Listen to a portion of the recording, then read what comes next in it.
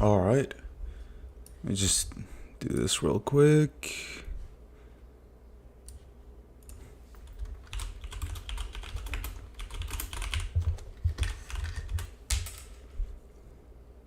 Okay. All right. Let me just do this real quick. All right.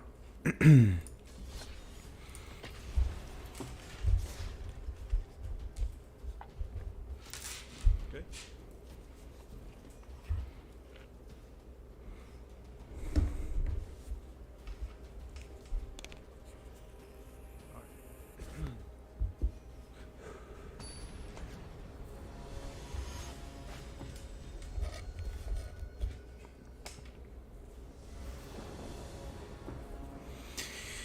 Okay.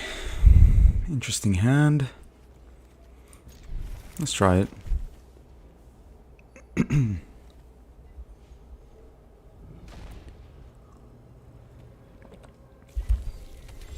Soldiers. Interesting. Okay, at least these turn into creatures. Let's try it.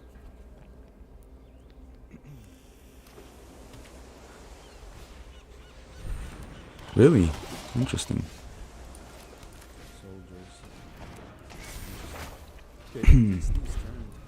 Okay. Hopefully we can find some more lands here. That would be better. More red sources and hopefully a board wipe of some sorts. Okay. Nice. That's a board wipe, but no lands, huh? Okay. We're gonna be taking a ton of damage here. I'm not gonna counter that because I do want to ramp more. Yeah. That's a combo though with the Sky Strike officer.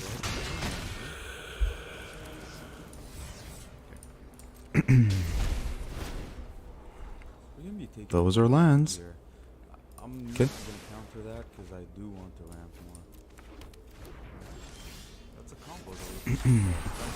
Is it too early for the burn down the house here? They might have a Brutal Cathar, right? Nissa can deal with the Tokasia's welcome as well, so we can play Nissa, but we're gonna lose a ton of life in the process. Kill that. You can play Azusa without a land, hold up negate for probably nothing, or we can just burn down the house now. Maybe I should be a little too greedy with it. Fine. Fine. Alright, so they're gonna get one more card through their enchantment, but hopefully we can burn down the house for a... Alright, so we do need one more land. I have a feeling we're gonna be struggling here. Okay. At least we're gonna gain some life. Okay, that's good. Alright. Alright, so they have that flash creature, don't they? Or maybe it's just the Sky Strike officer here, about to take a draw. Yeah. Okay. Nice. All right. Yeah, they're doing pretty well. Not gonna lie, it's pretty good. We have to go for it now, though. All right, 4 poison counters. We're still at 17. We have a pretty decent Nissa here as well that can make some blockers. But they most likely have Brutal Cathars and stuff like that, right? We also have to deal with this.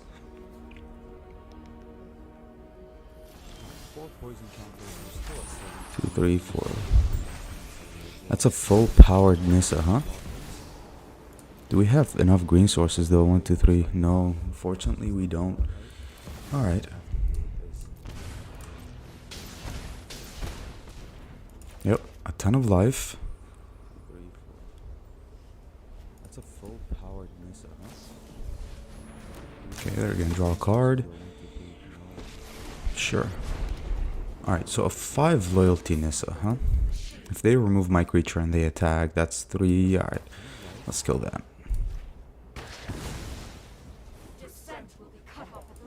They're obviously playing some sort of flash anthem to get full value off of this welcome here. If they remove my creature and they attack, that's 3. Alright. Or maybe they just have straight up removal for the Nissa.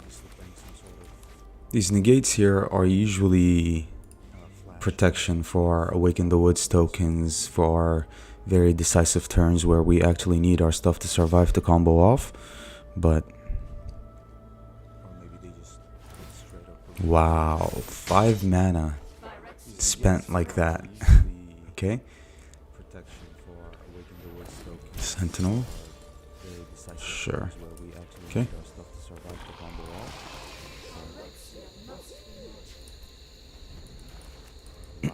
They can pressure the Nissa quite well here, but we can overwhelm the board every turn, right?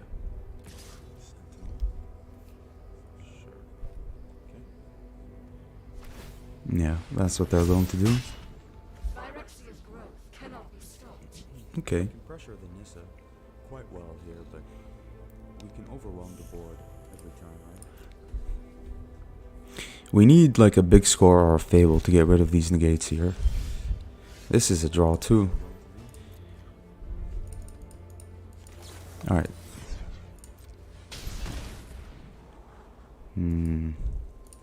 Okay, let's try it again. We need like a big score or a fable to get rid of these negates. This is a draw too. Yikes. These are both really good.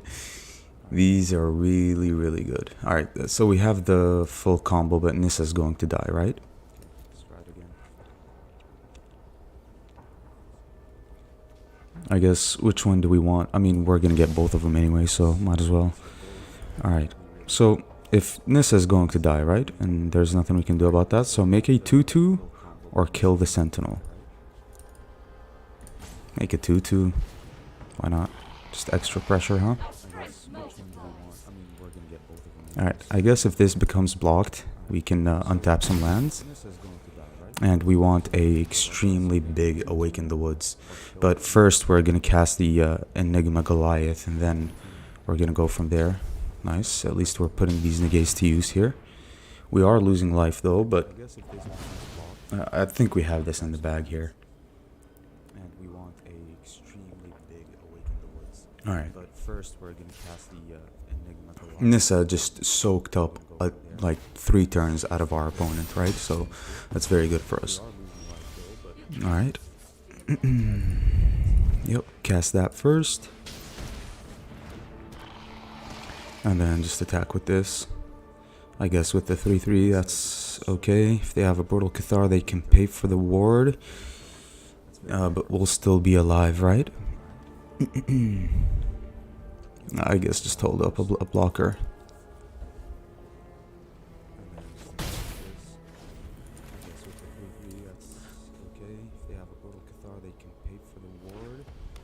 But pressuring their life points would have been much better here for us, because if we were to make a big Awaken the Woods, or if we were to cast a big Awaken the Woods, we'd get a ton of tokens off of the Goliath here, so... And they'd all have haste. Now they have blockers, but that's still fine. It should be okay. All we need is another Nissa here. Okay. Just making those blockers, huh?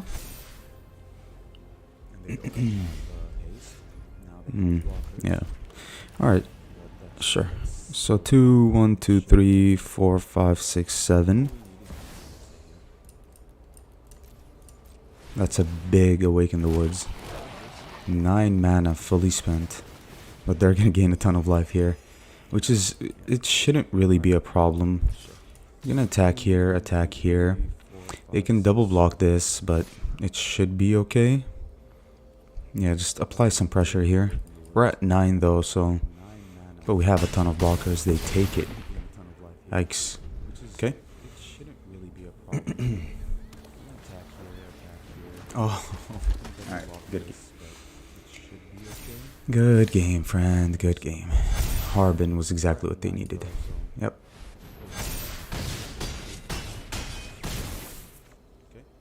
Okay. That's pretty good.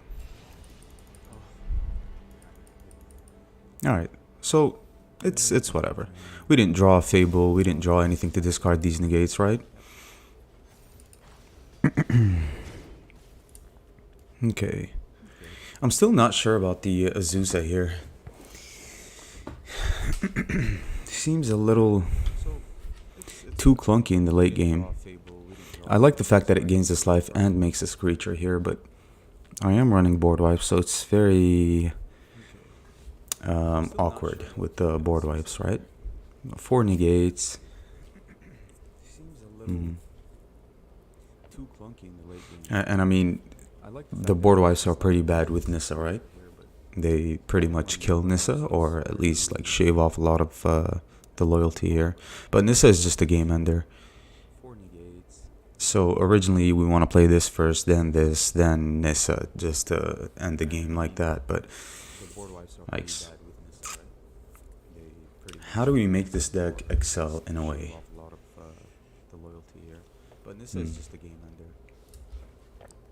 How do we make it excel in a way?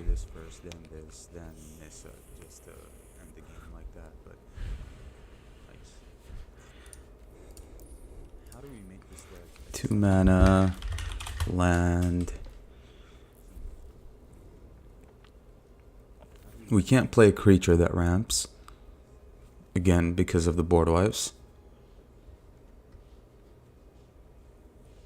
But do we even need Azusa here? We have Joint Exploration, we have Fable, Big Score. We can't play a creature that ramps. Again, because of the board wipes. Do we even need Azusa here? We have Joint Exploration. Interesting. I guess we can try it again.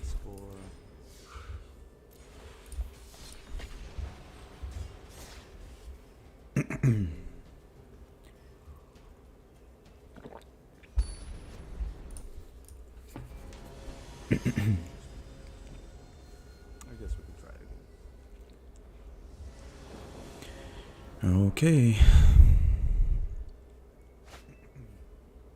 Alright. This is good, right? Because you have Azusa and 4 lands in hand, and usually you want to have a lot of lands in hand for Azusa here. So I think this is fine. Mono red on the play. Okay. They have a play with fire in hand that they're going to fire off. So what's our play here? We need a green source so we won't take damage, right? Okay. We're casting Azusa next turn, and I guess, I mean, Awaken the Woods tokens can be very good against mono red because, I mean, you can just make a lot of tokens. Thankfully, though, they're not really investing or dealing a lot of damage on turn 1 and 2, so that's pretty good for us. It's always good for us. But this is gonna gain prowess, and then, yeah, Swift Spear here as well. So I guess we Fable next turn, try to dig for removal. Yep, that's pretty good. They definitely made the right play here, in my opinion. Saving the play with fire for a big turn 3 play. Alright. The life gain, though, is pretty good. So what we can do here is... Alright, yeah, this is fine. This is fine. Okay. And then next turn we can have a pretty big Awaken the Woods. We can even block with the Shaman if we want to. This is going to flip next turn. We gain 3 life next turn. So I guess having Azusa in the main deck is... or in the deck in general is just really good, right? For best of one. Okay, big damage coming through. Is this a block? So that's 6 damage. We're gonna be up to 14. And we're gonna have 2 blockers and Awaken the Woods, right? I don't think this is a block, to be honest. Okay, just a bunch of lands. Do we discard the lands though? Yeah. Yeah, because it's very likely for us to draw more, right? So here though, we attack. Okay. We'll play our Goliath here and just pass. It's a good blocker. They can't pay for the ward, so that's a headache for them.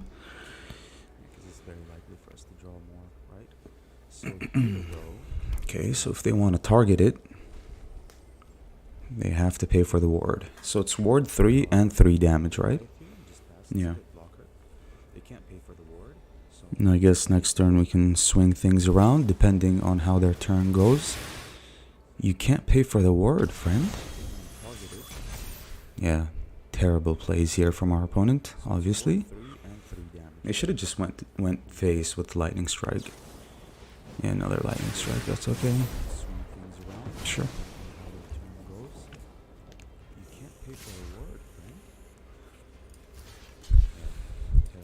Yep. Easy as that. Alright. We have a board full of creatures here. And 1, 2, 1, 2, 3, 4. Okay.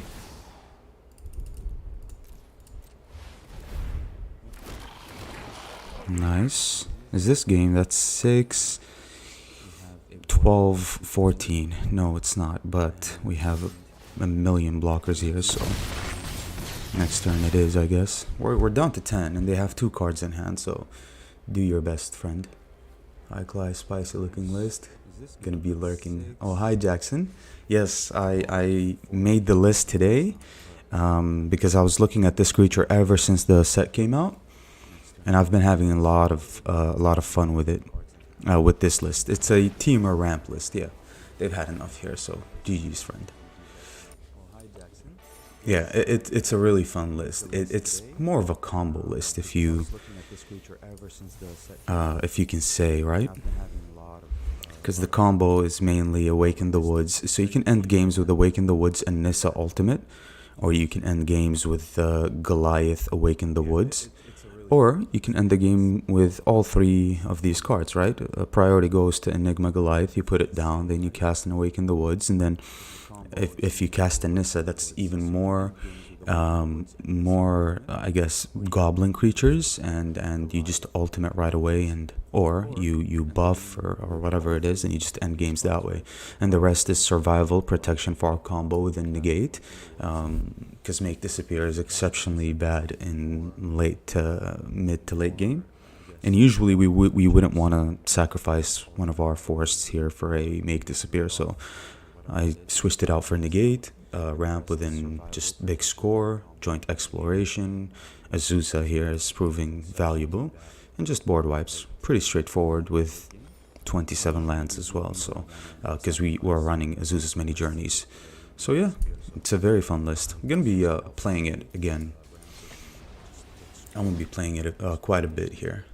And then I was thinking about making a Arc Fiend of the Dross, like proliferate deck, something like that.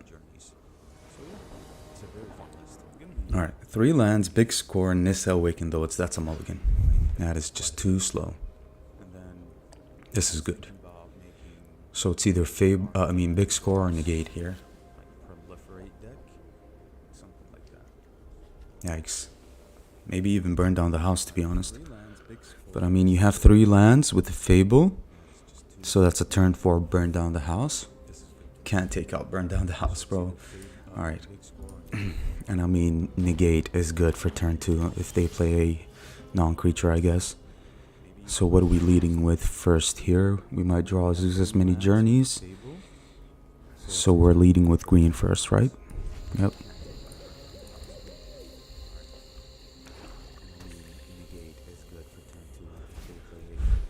Underdog.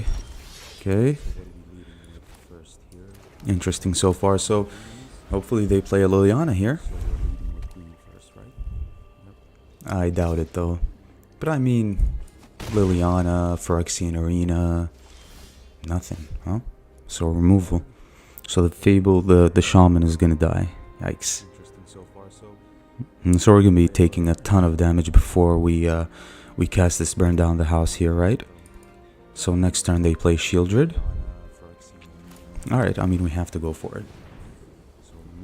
Yep, the deck can be a little slow, especially against creature decks on the play, and especially since we didn't have any turn 2 plays.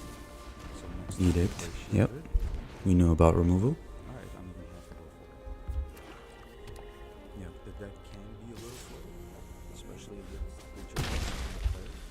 Underdog keeps swinging. Still nothing, huh? We're definitely gonna big score this turn. Alright, okay. Fine. Yeah, we're definitely gonna discard one of these negates as well. So we have one green source only. Let's make it 2 at the moment. And let's just pass. Yeah, we're gonna be down to 11, so that's a big yikes. But, and invoke despair this turn as well. So we can big score and negate. Yep, alright.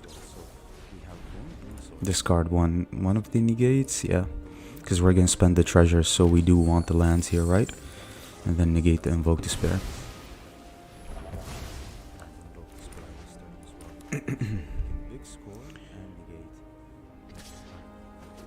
Okay. Nice. Alright, so this is a draw. Yeah, I think we're gonna go for it here for Awaken the Woods. Mono Black has a hard time dealing with the white board, because they're single target removal, right? Unless only some piles run like small board wipes here. But I think we go for this, to be honest. We can even make the Devils next turn, or we can make the Devils this turn. But man, Shieldred we will not be able to remove, and we have 11 life points. Yikes. So if you play Awaken the Woods, they play Shieldred, we burn down the house, we lose greatly on Awaken the Woods, right?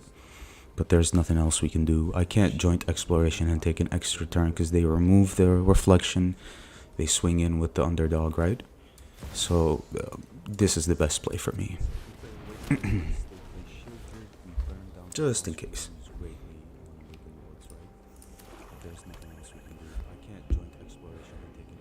Okay, friend. Another Invoke Despair would always, right? Alright. We'll take the damage here.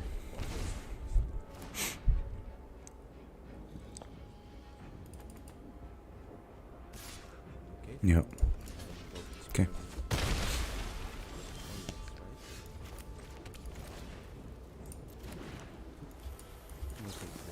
Alright. This is good, man. I mean, this is good. Alright, give me Awaken the Woods and the land. And then give me the Devils here.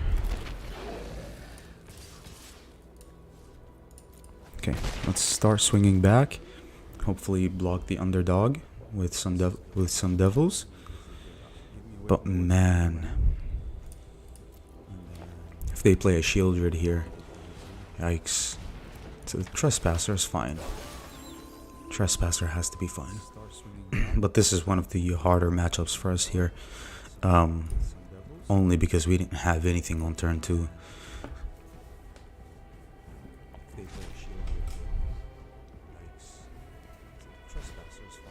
Another Trespasser, that's okay. Alright, give me Nissa. Next turn, Awaken the Woods, just give me a Nissa. That is all I want. Just one Nissa and we end this game. Alright. Let's just kill that. Because that does take a lot of their turn, right? So 1, 2, 3, 4, 5, 6, 7. We can go 7 tokens on Awaken the Woods, or we can joint Exploration to dig. That leaves us with 1, 2, 3, 4, 5. 5 tokens. Okay, I'm game.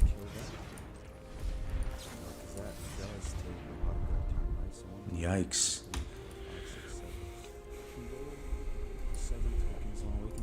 Or we can joint exploration to dig. That leaves us with 1, 2, 3, 4, 5. 5 tokens. Okay.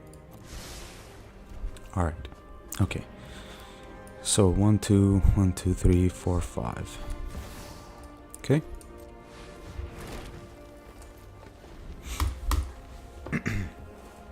Let's see if we can top deck Anissa here.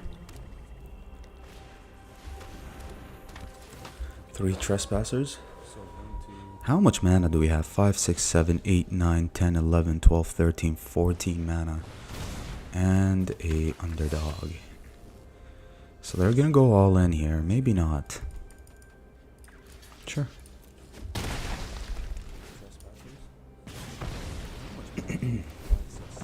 Alright.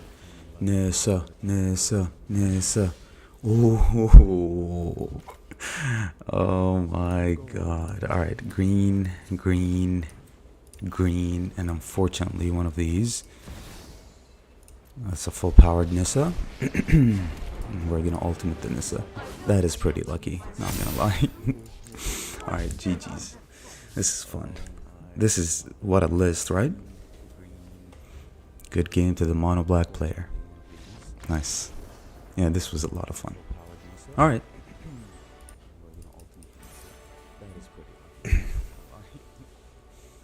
Oh, hi Noah. Welcome in. I haven't streamed in such a long time, but we, just thought I'd do a short stream today. I'm currently playing this list that I brewed early on today. It's more of a combo team or ramp list, right? Yeah, now hi John. Yeah, now you know. It's very fun. It's very fun. This is the idea, right? I mean, you can end games with Nissa, Awaken the Woods. You can end games with Ovika, Enigma, Goliath, Awaken the Woods, or Nissa. Just stuff like that, right? And the rest is survival / ramp. That's basically what it is. Very straightforward. But I haven't played Teamer in a long time, and I wanted to try out Ovika. Now you can play this card in a control deck, which was my initial thought, but man, control, come on, like it's so slow, right? So I wanted to pair it with that one dragon, what's it called? Maniform Hellkite.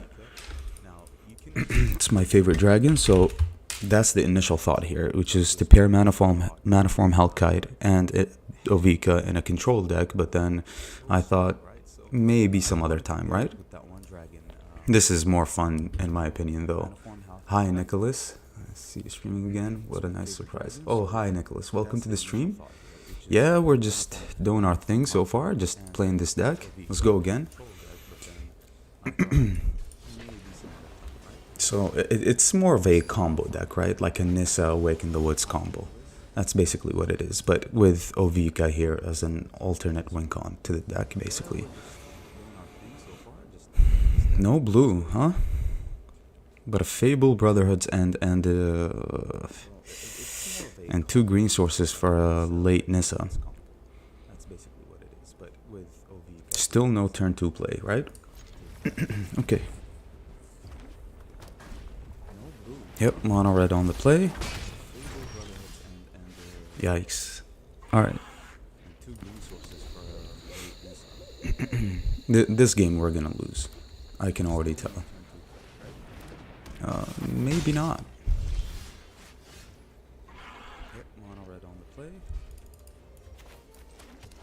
Okay. Who knows? We'll see. Oh, gross. See, if we had blue there, we could have countered this mechanized warfare, but 3 cards in hand, and we have a Fable. Next turn, we're going to take a ton of damage, right? So they can play removal on the Shaman, and just deal a bunch of damage, then they draw, then they top deck like a Lightning Strike and just end the game, right?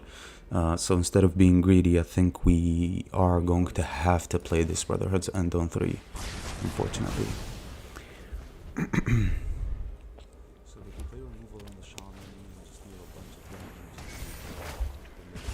Man, we're missing blue mana, huh? Yikes. They are playing Reinforced Ronin. Something that we really can't deal with at the moment. This is a draw, though. Yeah, this is a nice draw. Alright. So it's just the channel on the Ronin holding priority, but this could be a removal spell here. Hopefully this can bring us back in the game, though. Okay. So right now we are at 1, 2, 3, 4, 5, potentially 6 mana if the Shaman survives, which it will not. So 5 mana, huh? We can't play Nissa, bro. Well, we're gonna lose a ton of life. We're down to 4, so just lightning strike me. Alright. That's unfortunate, but it is what it is, right? 1, 2, 3, 4, 5, 6. We're down to 4, so just lightning. So we take 2 damage, but we make a big blocker. 5, that's a 6. We're gonna make a 6/6. That's unfortunate. This has haste, this has haste. We can block. If they top deck a lightning strike, we are dead either way because they can go around us. Or the alternative here is to play joint exploration and possibly do nothing, right? Alright, yeah, we can try this. We can't kill the mechanized warfare because we're just dead anyway, right? All they need is a damage spell. Awaken the Woods and Nissa with an awesome combo, even better than Titania's Command. I agree. I really agree. Yep, so all they need is play a creature, go around us and win. Very straightforward. Okay? Yeah, mono red on the play. I mean, the deck plays in standard for a reason, right? That's fine. If we would have drawn Azusa's Mini Journeys a turn earlier, we would have had a good time. Alright. Another Koth. Nice. Yes, I do like the Awaken the Woods Nissa combo more than, what's it called? Titania's Command. Even though I was thinking about including Titania's Command, but it's just too much top end. See, our main issue is usually not having anything to do on turn 2. That's the main issue of the deck. But it's a ramp deck, so most ramp decks either ramp on turn 2 or just, you know, like try to survive, right? So instead of negate, I've been looking for a mana accelerant, a two mana accelerant basically, so we can have land or we can type land again, but we can't have a creature, right? Because the creature dies to our board wipes, so we can't have a creature. I was looking at mulch, but mulch doesn't ramp, it just gets you lands. We don't have anything in standard, unfortunately, for 2 mana. If we had like 2 more copies of something that's similar to Azusa here, that's a non-creature. We can play Lone Speaker, of course. We can play that other one, what's it called? How about this? We just search mana. We can play the Gorger, which can act as Graveyard Hate as well, but it's just we cannot play a creature. That's the problem. One other thing that we can try is, oh yeah, I just remembered. That could be really good. Channel, it's 3 mana. This one, Careful Cultivation. We can channel it for 2 to make a 1/1 that's a creature as well. But that's the problem. You just can't play a creature mana accelerant for 2 mana. You can't. I'm playing Brotherhood's End and Burn Down the House, and that's the problem. Sometimes I even don't want to play my Fable because of my board wipes. But I mean, Fable accelerates to Burn Down the House on turn 4, so that's why I'm playing it basically. But Careful Cultivation. So how does our turn look like? We play this on 2, we play Big Score on 3, and we play Awaken the Woods on 4, a big Awaken the Woods, and then we slam Nissa and win. That would be ideal, but that's not how Magic works.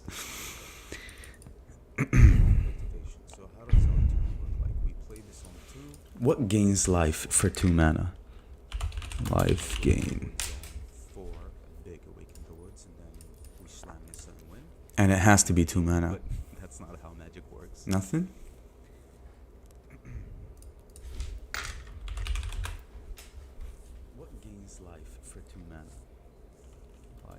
Canker Bloom. I mean, it does nothing for us, to be honest. Not in this deck. I am happy with how the deck is, but it's best of one. It's random, right? I mean, we can probably even play this in best of 3. We can definitely play this in best of 3. And I think in best of 3, this would have a higher win rate. Yeah, there's not a lot other than removable creatures. Wolflula Haven used to be a nice to use turn 2. Yeah, Wolflula Haven is clutch, right? I wish we had that in standard still, or something similar. We also had that one sorcery for 2 mana that gets you a land that turns into a creature. It was from Strixhaven. That was a nice 2 mana ramp spell as well. But unfortunately, again, the land you get would be a creature, and it's very like fragile to removal. But a Gallic Readers or Lone Speaker doesn't stick around long. I agree. That's the problem. Like, it cannot be a creature because cut down is a thing, right? And if they cut down a 2 mana ramp spell, let's say, that's a setback for us. Plus, also the issue would be our board wipes, right? And I don't think you can play this deck in best of 1 without board wipes, because how are you going to survive? That was the main issue of Simic, right? Simic ramp gets overwhelmed by creatures. So since you're playing red, or you have access to red, now you have access to board wipes / higher chances of survival. So that's the idea. I guess we just go for it. I mean, okay, let's look at 2 mana artifacts. 2 mana artifacts. There's this one that I like. It's called Mimic. Where is it? I can't. Did I miss it? Is it still even in standard? It's not. This one is a nice new addition here from All Will Be One, but it's a creature still. I originally I had Bankbuster. But I really don't need Bankbuster. I really don't need it. And I had Memory Deluge in the deck, but it's just too slow. This has been the most successful, let's say, version of the list. And we just need one more card that for 2 mana non-creature that does ramp or plays well, right? This has been the most successful, let's say, version of the list. Tablet of Completion. This does ramp, but it's slow, right? You put an oil counter on turn 2, on turn 3 you put an oil counter again, so it's not really ramping, to be honest. It ramps on turn... You can cast a 5 mana card on turn 4 through Tablet of Completion, and by then we already have 3 and 4 mana ramp spells that we don't really need this. You put an oil counter on turn 2, on turn 3 you put an oil counter again, so it's not really ramping, to be honest. It ramps on turn... We can get a land, but that's not really ramping. Turn 4 through Tablet of Completion, and by then we already have 3 and 4 if that creature for 1 turn, it could be beneficial. And I mean, a creature is pretty good against mono red. At least you have a blocker instead of holding up a worthless negate. I mean, soldiers, mono black, mono red, they all have creatures, right? And if you're holding up negate against creatures, you're pretty much doing nothing on turn 2 if you don't have Azusa's many journeys. But if they turn 1 creature, turn 2 creature, and you play your own creature, at the very least you can ramp into a board wipe.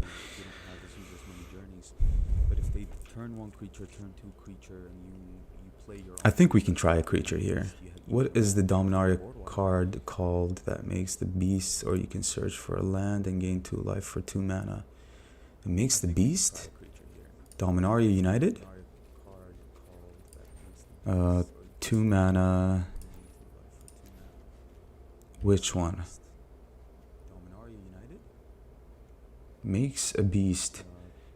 Is it the Lone Speaker?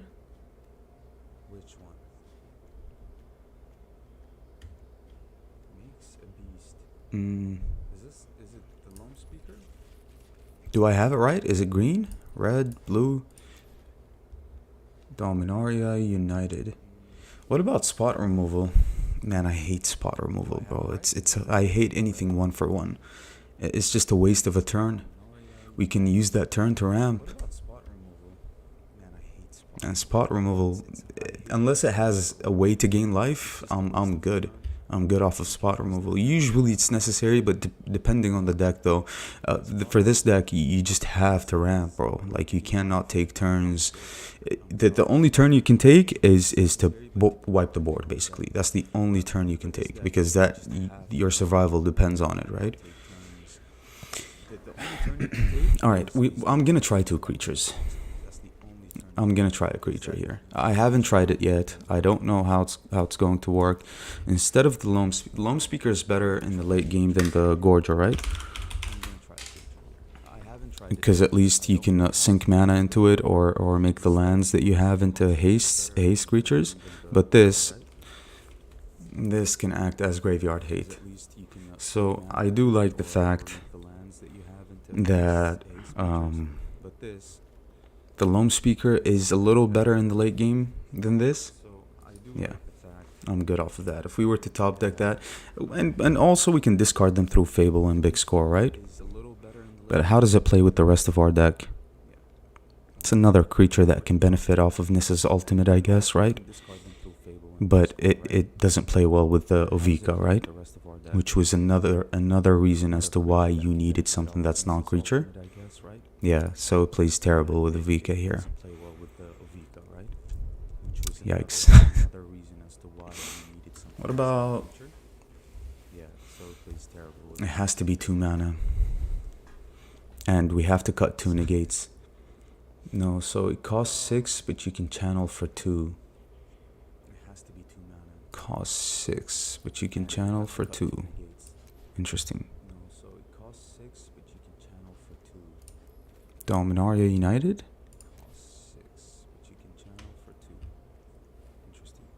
Or 7, I'll get the name. I think I know what you're talking about, but it costs 3 to channel. I think you're talking about this one creature here. What's it called? I forgot. Channel. This one here, right? And it gets basics. Oh, Colossal Sky Turtle, but it doesn't make a beast though, right?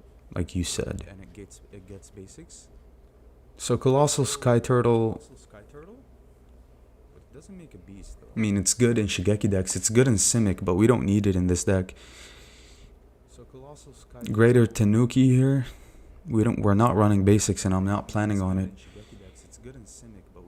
Because if we were to run basics, that'll screw with our mana, right? We need 4 green for Nissa. We need 2 red for Burn Down the House, Brotherhood's End. And we also need blue. So basics is not a go-to for me. Mirror Shell Crab. We can't have creatures in the deck, bro, because of Ovika. That's the problem. This is why I don't even want to play the Loam Speaker. But we kind of have to. We need more 2-mana ramp spells. Imagine having an Ovika on the battlefield and you're in top deck mode and you top deck a Loam Speaker. That's game. Because you can't get anything off of Ovika. Imagine having an Ovika on the battlefield and you're in top deck mode and you top deck a Loam Speaker. And this is exactly why I'm running 3 Burn Down the Houses instead of 2 and 2 Brotherhood's End. Because at least Burn Down the House can make 5 hasty goblins and 3 hasty devils that can further push damage.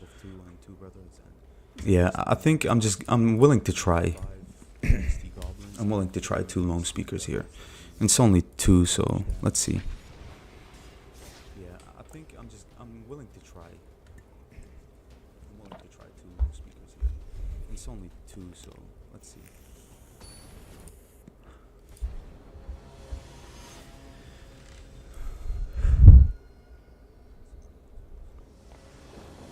Okay. Maybe we don't even need the Loam Speaker. Maybe the deck is just good as it is. Because, I mean, it's best of 1. It's normal for you to lose games, right? It's very random. Herd Migration. So Herd Migration doesn't ramp, but it does get you a basic, and it does gain life. So that I like. It gains you 3 life. You get a basic land, but it's not a ramp spell. And plus, we're not running basics, so domain is pretty bad in Teamer. And I mean, the only domain thing you have is basically 3 basic lands: red, blue, and green. So if you were to cast a 7 mana Herd Migration in the late game, that would be 3 3/3s. But it plays well with the Ovika. I'm gonna hand you that because it makes 7 hasty goblins. Herd Migration. We're most likely going to be discarding it to get a basic. It plays well with the Zuza. It plays well with the Fable. If we want to discard more lands, if we're flooding, we can get green sources for Nissa. Should I try that?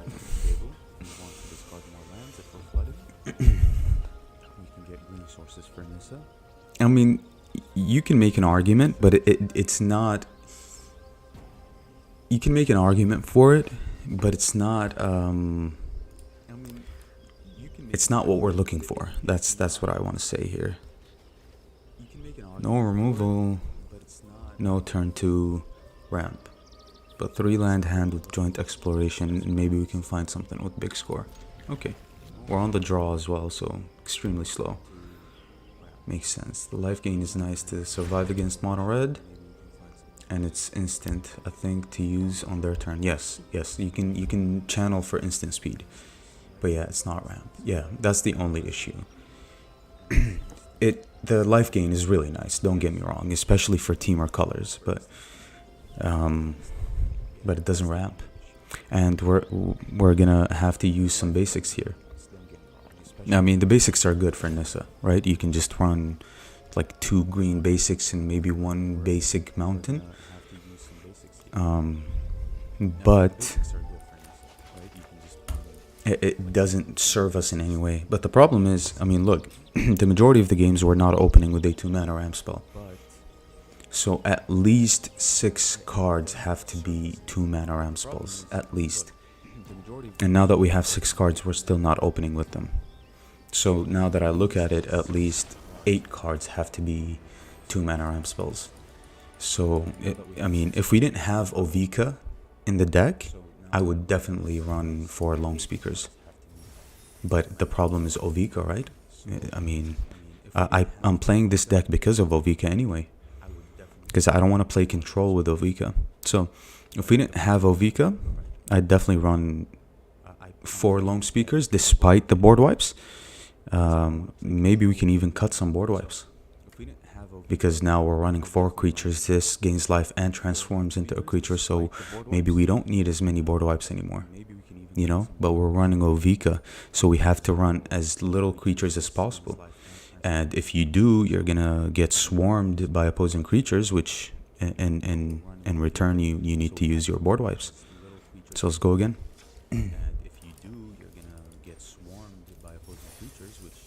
Let's just try it. Let's see how many games we are going to open with a 2 mana ramp spell.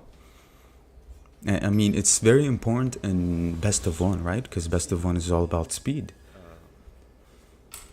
Most of the time, let's say, right? Because if your opponent is going first with an aggro deck and they have a turn 1 play, that's usually game. This is a mulligan. Slow. We're on the draw again. This is still slow. But we can't mulligan. We can't go down more than that. Yep. See, on the play turn 1, nightmare. This is why I really don't play best of 1. But we drew a Zuza, which is good, right? All right, so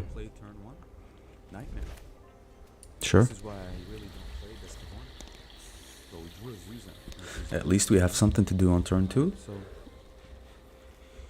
And it's something good, actually. Turns into a creature. I don't mind it dying to Lightning Face. Lightning Strike. That's 1 less Lightning Strike going to our face, right? We just need a land off the top here, so we can big score on 3. And then if they, the thing with mono red is that and the festivities card that deals 1 damage across the board, that is just so good against Awaken the Woods. It's insane. But opponent did nothing on turn 2 and the mechanized warfare on 3. That buys us a lot of time, and we didn't draw land. Yep, 27 lands by the way. That's good. If they kill the shaman, that's a setback for us, for sure.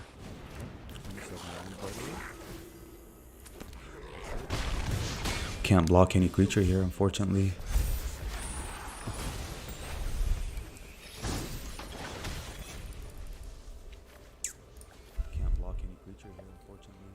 So what's our turn looking like? Can't big score anymore. We're getting too pressured here. We're at 12 life. We can't cast any of these except for Nissa, and Nissa just plays well with them, right? Because of the we have to pay some life for Nissa. We can't cast any of these except for Nissa, and Nissa just plays well with them, right? Because of the we have to pay some life for Nissa.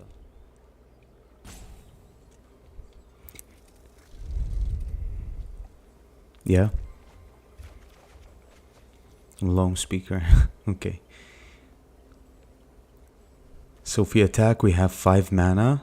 We can make 3 1/1s. And then next turn we have 6, 7. No. Yeah, we have 5, 6. Next turn we have 6, so we can Nissa. Does that kill them though? We're gonna be taking a ton of damage here. Alright. We have to attack this turn though, I think. Okay. What if we play the lone speaker? 1, 2. Then that leaves us with only 1 Awaken the Woods token. Terrible. Alright. What if we play the lone speaker? Yeah, it has to be Awaken the Woods here.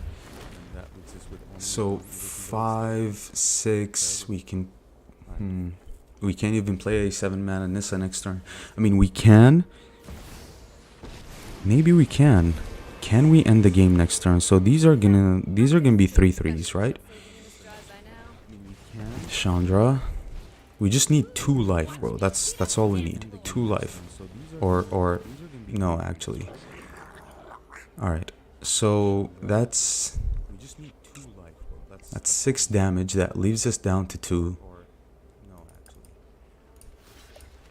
We have to block Squee here.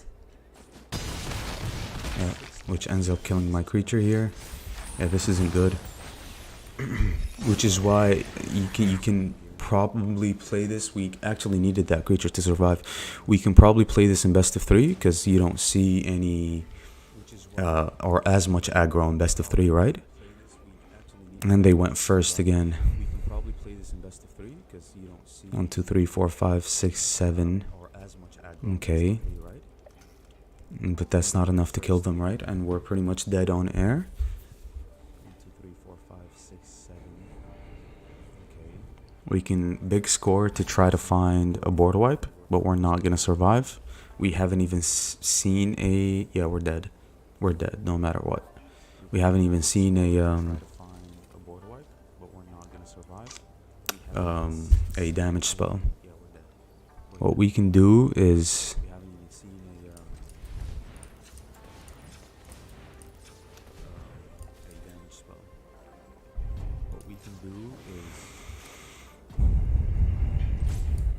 Yeah, I'm good off of that. We can't even kill them. It is what it is, right? That's best of 1. Mono red on the play is just extremely hard to beat. Like you can't be playing decks like these, right? So we can try it in best of 3, I guess. Because you can play this in like... I'm cutting the lone speaker, by the way. It was a dead draw, and plus since we're playing best of 3, we no longer want it. We want more room for traditional standard. Give me this aim full stroke. Give me like 3 of these. Give me Spell Pierce. Give me 2 of these. Alright, we can manipulate the main deck too, in our favor, because we no longer want main deck board wipes, right? So we can actually play other things, which is quite good for us here. So Spell Pierce, maybe even a 3 of Spell Pierce, to be honest. Mainly to burn down the houses in the sideboard. We need Hearse, Graveyard Hate. We need, so now we can play Memory Deluge and Bankbuster, right? Because it's mid-range war and best of 3. So we need Hearse, Graveyard Hate. We need Artifact, Enchantment Removal. I do like the Rampage, but we're not running basics, right? So we can run a Braid for Artifact Hate. We can run, I mean, we can kill Artifact and Enchantments, right? Nissa can kill Artifacts and Enchantments as well. Man, do we play the Rampage? We definitely need some salvos, right? For Shieldred. Yep. We definitely need salvos for Shieldreds here. And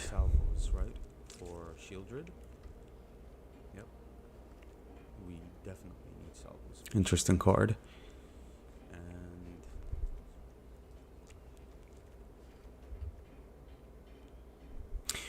What one more good thing is the Might. I do like this card. What one more good thing is the Might. I do like this card. Okay. Okay, sure. Rampage. What else do we need? Okay, sure. We need, so we got counter spells. So what do we play against the most? Mono white, mono black, Rakdos, Atroxa. We have the strokes for Atroxa. Just a bunch of mid-range lists here. Duress is gonna end us, right? Duress is just the main headache. Board wipes for Awaken the Woods. 4 main deck negates is no longer needed.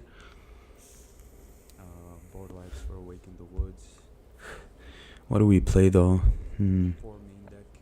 So since we're running the Rampage, let me just fix the mana real quick.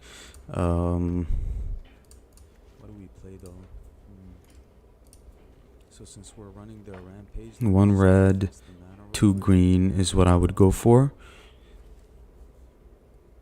And 1 red, 2 green is what I would go for. And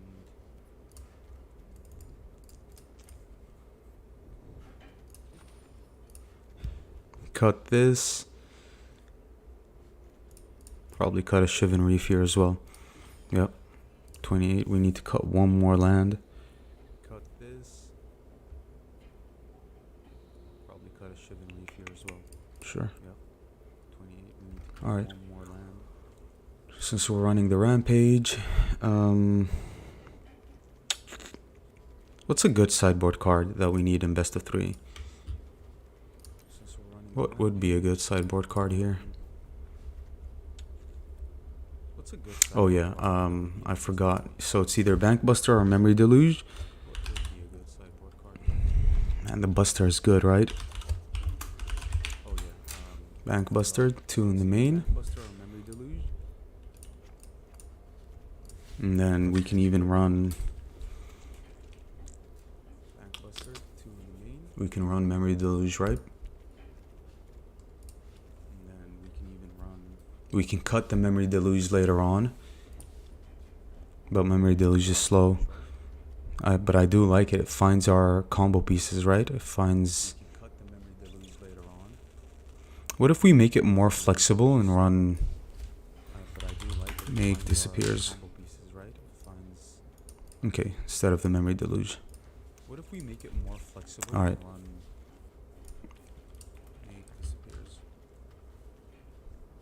So for mono white, we have disdainful stroke, which is quite important. Disdainful stroke, gonna run more.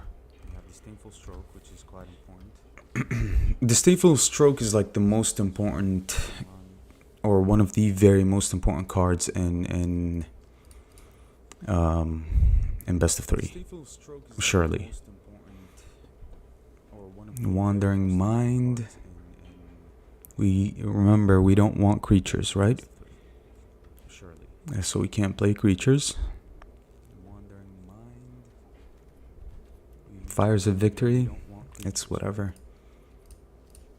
So we can't play creatures.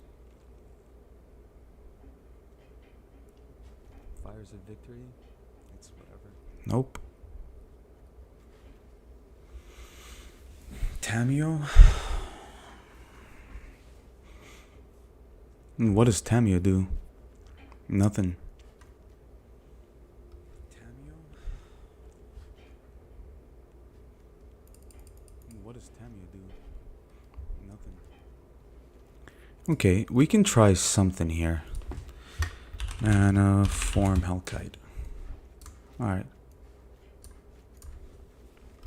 Okay, we can try something here. Burn down the house, Rebel Salvo, Disdainful Stroke. Okay. Do we have a deck, huh? Alright, let's try this. First time catching the live after all this time watching. Oh, hi, welcome in. Glad to have you in the live. I don't usually live stream as much as I have before. But hopefully we can start live streaming here and there. Maybe like a 2-hour live stream a day or something maybe. We're just working on this one teamer deck here. It's more of a small combo deck. We're just working on this one teamer deck here. Yikes. More of a small combo deck. Okay. Nice, that's a draw.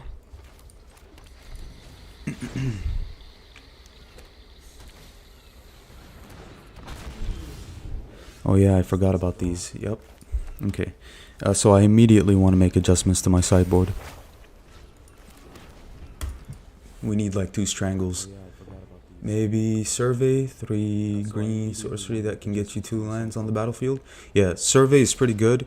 We can also run that new card that's similar to Survey. It's 4 mana from the new set. That can, I think it proliferates as well, so plays well with our Nissa.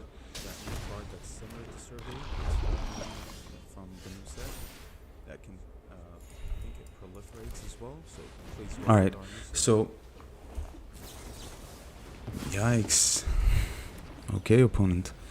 Yeah, this is why I didn't want to play Brotherhood's End. I was hoping to ramp a little more with the Fable. So we can make disappear any kind of protection or counter spell, right? This is why I didn't want to play Brotherhood's End. I was hoping to ramp a little more with the Fable. Yeah, so sucks, but it is what it is, right? We didn't draw the land on turn 3. Just awful.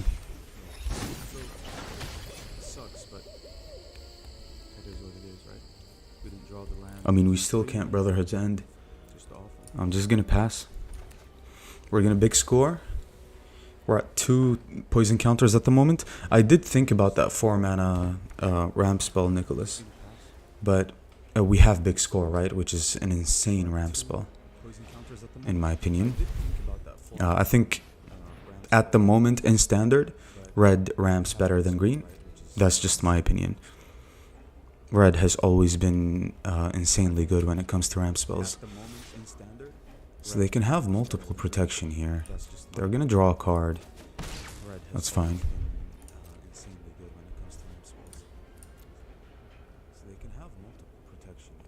Let's see if they invest more on the board.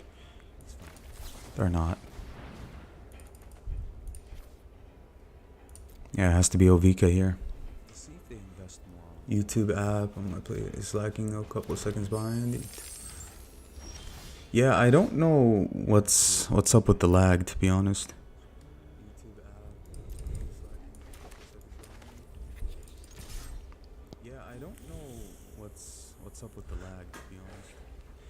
Now, the insane part is the fact that they can phase out creatures here, right?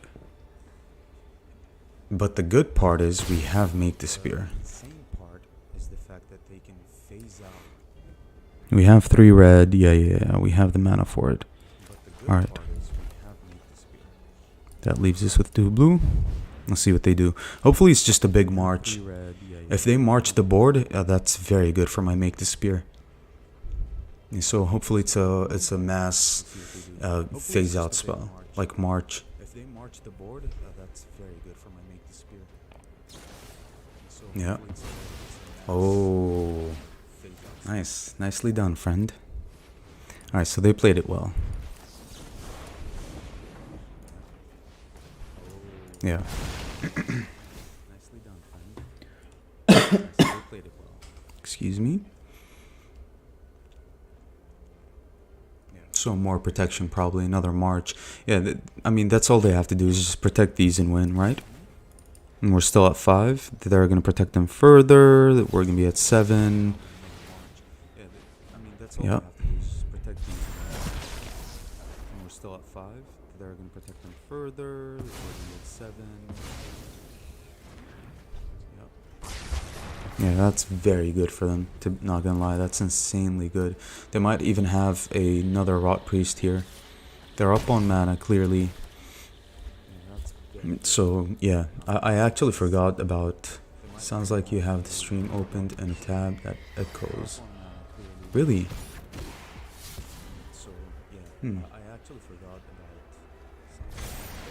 I'll try to figure this out in a bit. Yep.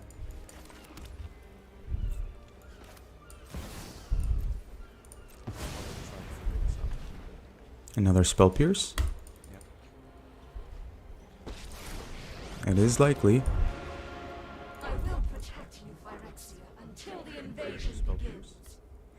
So 6 loyalty, 3, 4, 5, 6, 7. Yeah, Nissa dies. So 6 loyalty, 3, 4, 5, 6, 7. Yeah, Nissa dies.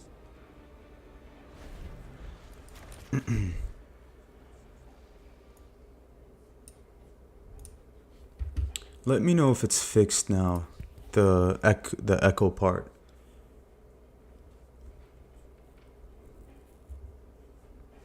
Alright, they've drawn more cards. Can they kill me this turn? Probably not. And there you go. Interesting. They draw more cards, okay.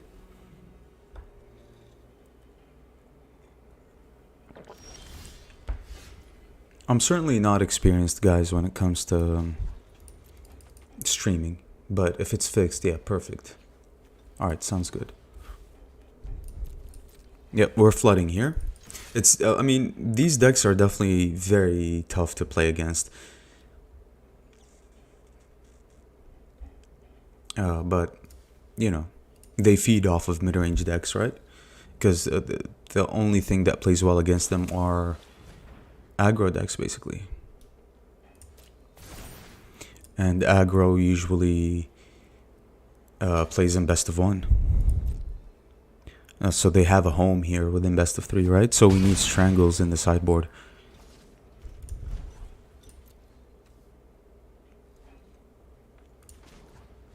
Alright, let's keep making creatures.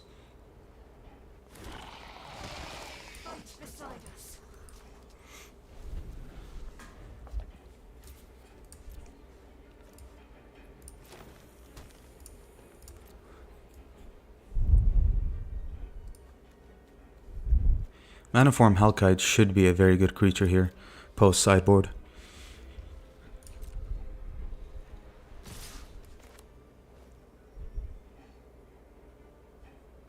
Okay.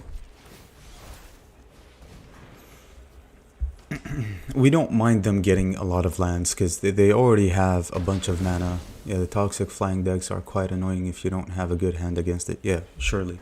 Burn Down the House sucks against them. And Brotherhood's End could be good, but you need to hold up some sort of counterspell with it.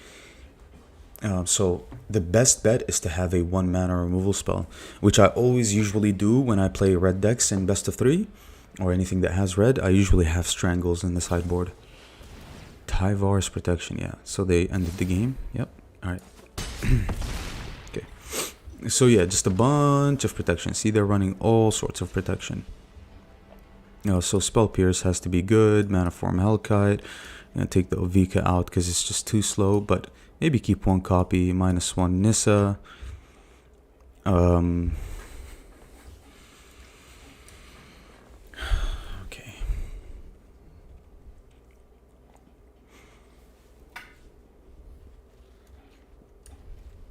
Alright.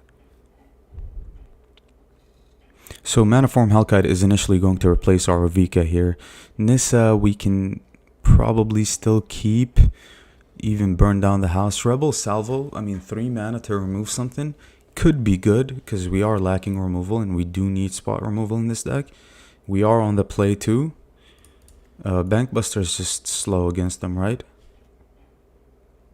I mean, it does nothing against them.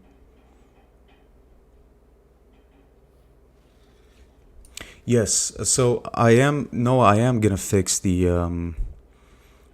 tiers on the channel pretty soon because it was automated when I made it.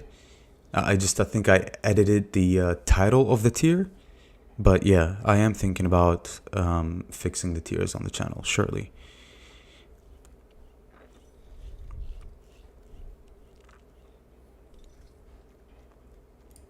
Man, it's got to be 1 salvo. I mean, the card is bad against them because it's 3 mana to remove something. They can easily protect their creature, right? We're spending 3 mana, they're spending 2 on their creature and on their protection.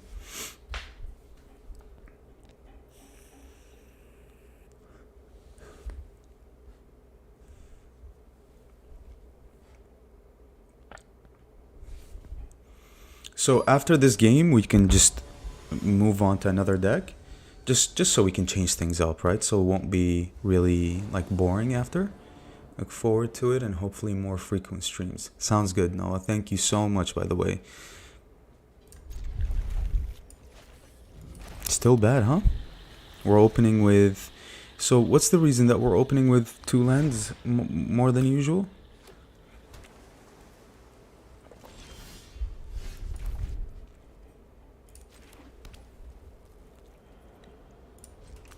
Alright.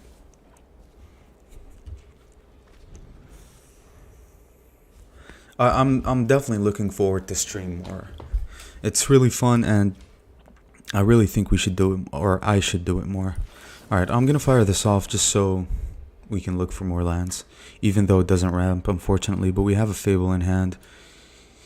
Yeah. Alright, this is good.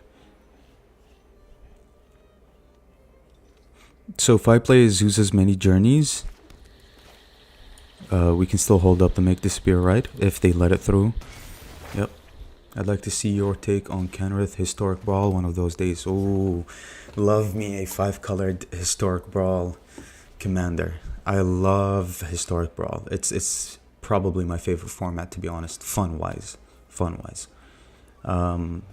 If you want to see more Historic Brawl, let me know. I mean, I do play Historic Brawl off stream or off recording or off the channel, basically, because it doesn't do really well when it comes to viewers, right? It has its own specific crowd, let's say. Negate is a draw. Still no lands.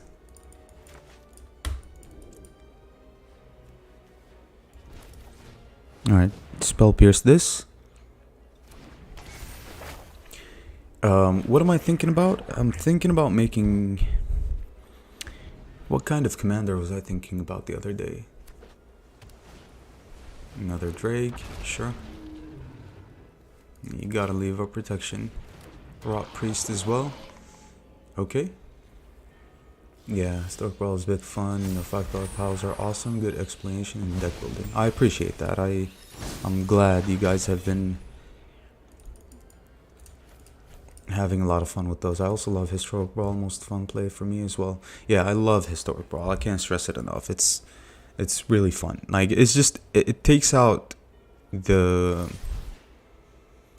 that concept that people have in their minds about ranking up. It takes it out of the picture, right? Even though I would love to have like a ranking system for Historic Brawl, I think that would make it more competitive and more fun. But it's great, right?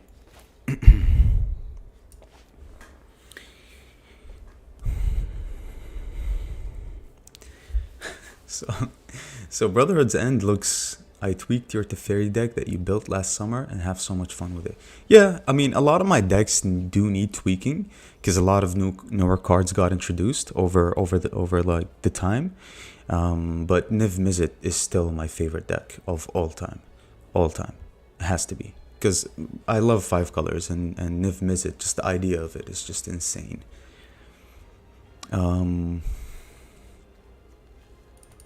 We can play against each other if you guys like. If you guys have some decks, I'd definitely be. That's what I used to do on my live streams anyway. Do we Brotherhoods end here? No.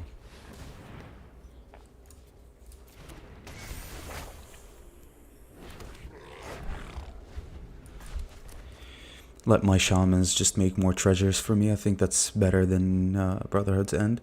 But man, I definitely forgot the Strangle in the sideboard. I just wanted to do it as quick as possible so we can jump into a game and not have it like be just a boring process.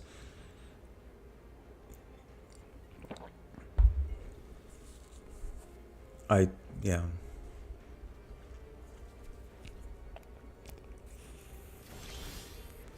That's a draw. That is a draw. Nice. Yikes. Okay, this is very good.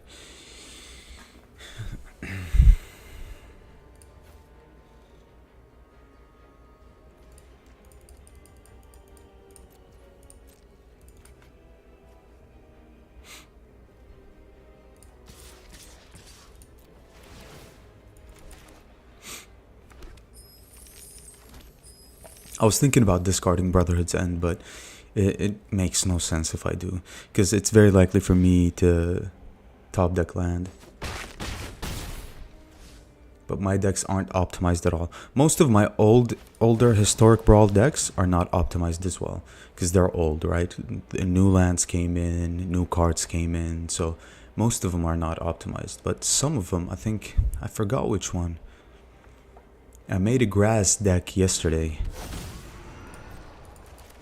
And it was fun, but I mean, grass just sucks against Farewell, right? Because they can wipe the board, wipe all my artifacts.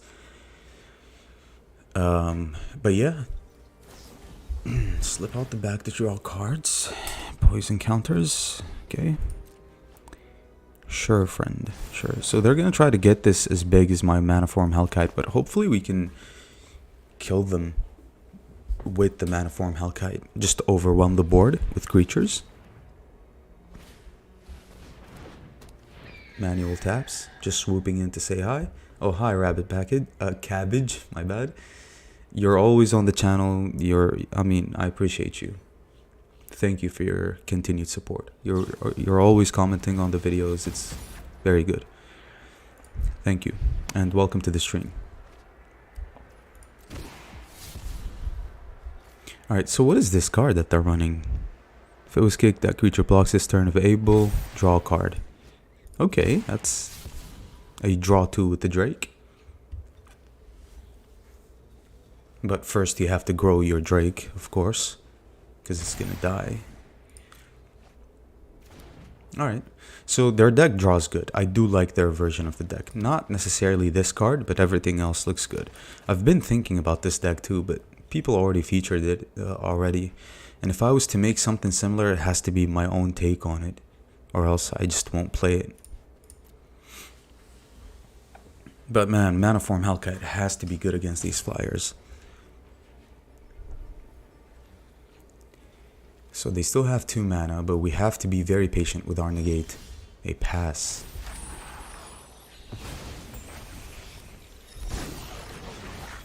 So these are 4/4s, huh? Yikes. Alright, so there's a lot we can do. First, let's copy this Maniform Hellkite.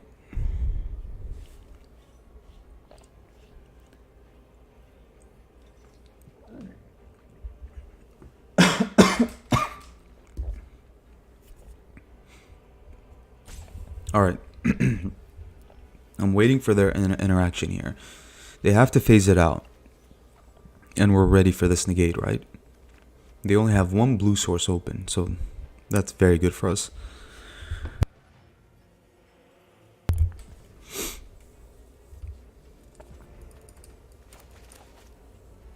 That's the only thing that's kind of, I guess, that's the only thing that people can hate about best of 3 is the fact that the games take exceptionally long. But if you think about it, you have a better chance of winning your games anyway in best of 3. So if you're trying to rank up, okay, draw your card. Okay, can we kill them this turn? Probably.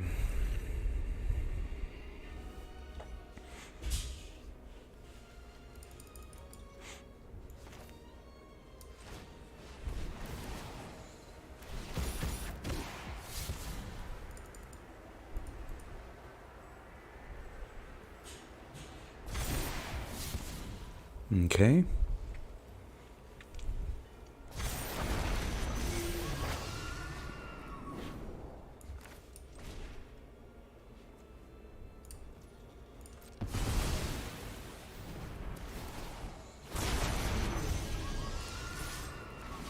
Let's just go for it. They block here. They block here. They block one of the 3/3s. Oh, they're being greedy with the blocks. Okay, yeah, you have to block the 4/4s. They still take, yeah, they take a lot. They have to block with all here.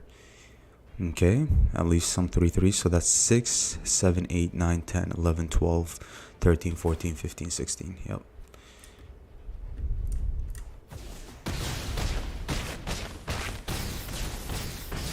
Nice. Yep, so Maniform Hellkite. It's my favorite dragon of all time, possibly. Alright, so they're on the play, which is scary.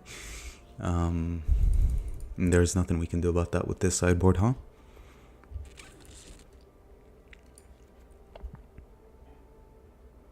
We just have to find our Maniform Hellkite, or get lucky with the Brotherhood's End and the Spell Pierce. I just don't like the Rebel Salvo, bro, against them.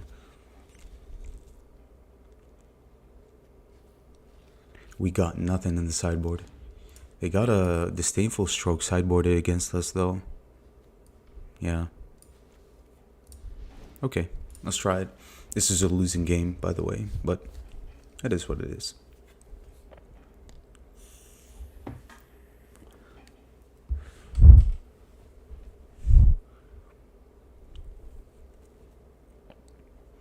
They're on the play now. They probably have a turn 1 Route Priest. We are not going to have removal until turn 3. Yeah. Yep. We need like 2, maybe 3 Strangles in the sideboard, and we'll be good. Or an instant speed removal. So they're going first, still opening with 2 lands, huh? We definitely did something that manipulated the lands in the deck.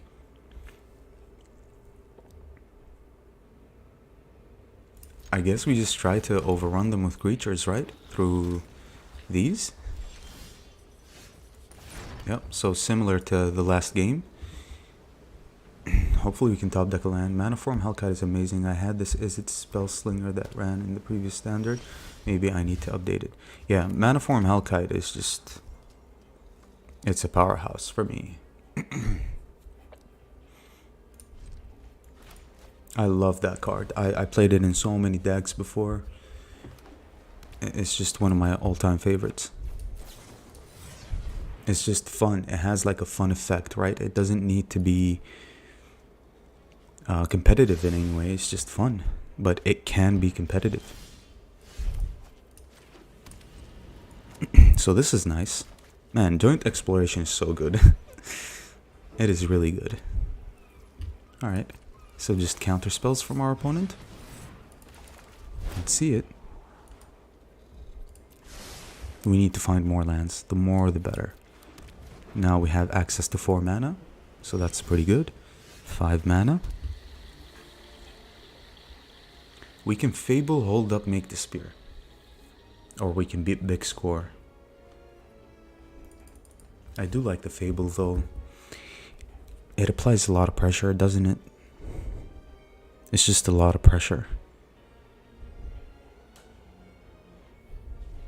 What are we big scoring for anyway? We still don't have anything in our hand that's worth the extreme ramp. I guess we can just go for Fable first. They let it go through. They probably brought in some Fading Hopes. Yep. That's fine.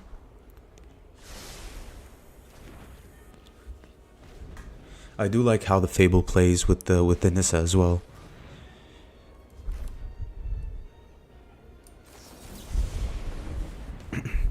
They either tap or counter this.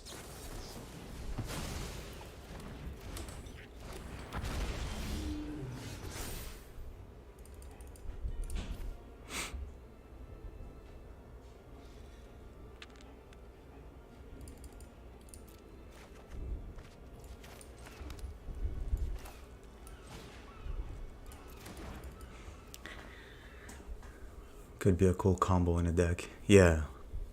I should definitely try that. The Mondrak and Hellkite. They're both 4 mana though, so which one has priority? If you think about it. Let me think about this for a second. Make creatures. They can grow the Drake and draw off of it, or take the chance or opportunity to just burn down the house. They have 4 mana, so they can have a lot. Maybe we can burn down the house later in the game, but they're gonna have more mana, more protection. Man, what a decisive turn.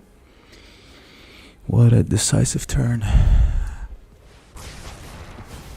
We need to remove their creatures. That's how you win against tempo decks. We have to remove their creatures. Ivy's fine on her own.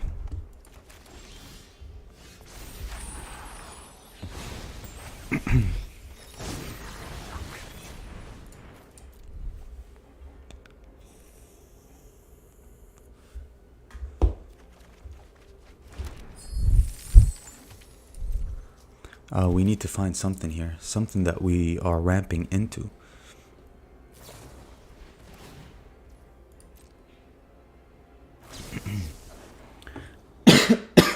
They're killing their Ivy? Oh no. I'm sorry. Like, what am I thinking about? Yeah, that's just a draw 2 with Ivy. For some reason, I thought it gives a -1 to toughness.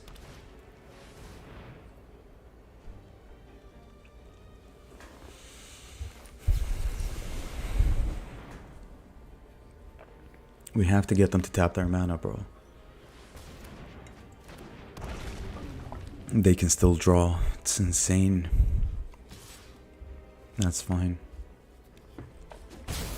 Come on, something. Let me top deck something here. It's very likely for us to draw lands here as well.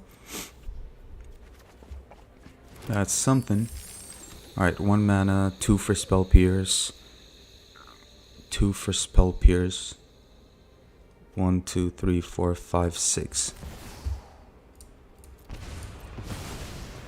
It is what it is, right?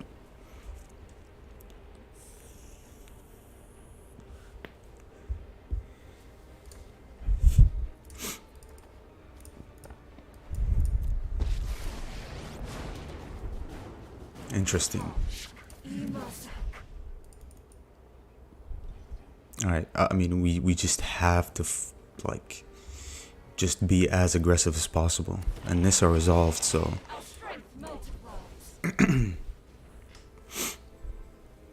Now they might... Yeah, they're gonna phase it out. Or Fading Hope it. Drawing 2 Fading Hopes is lucky. That's just a march. Okay, they exiled the Spell Pierce, so we played well. I am happy to hear that. Okay, that's still fine. You're not gonna kill Nissa this turn. Shore up, draw some cards.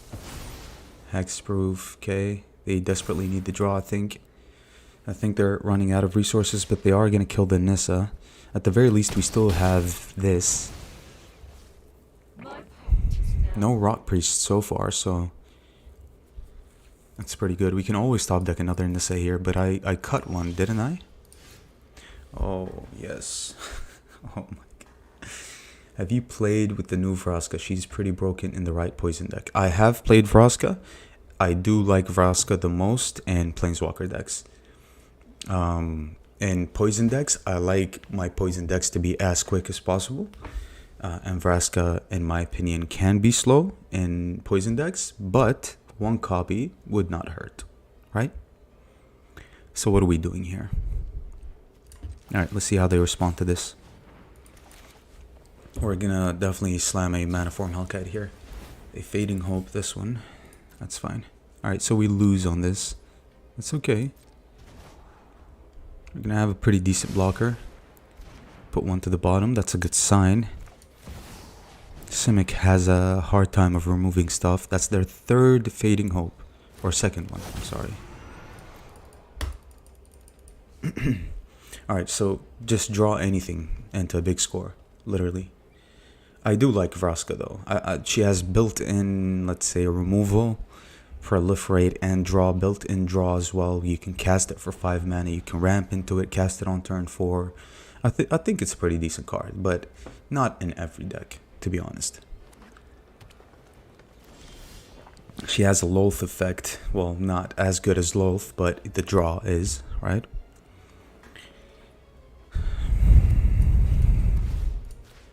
Alright, let's have him react. That's the first step, because if they bounce the Maniform Hellkite, man, this is the best sideboard card for us.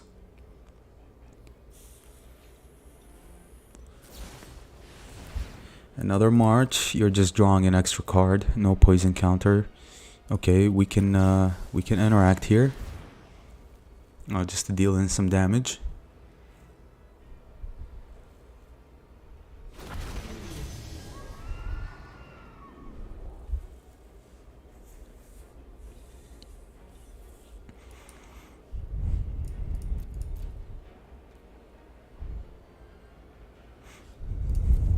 What are the odds of them just top decking Endless Protection?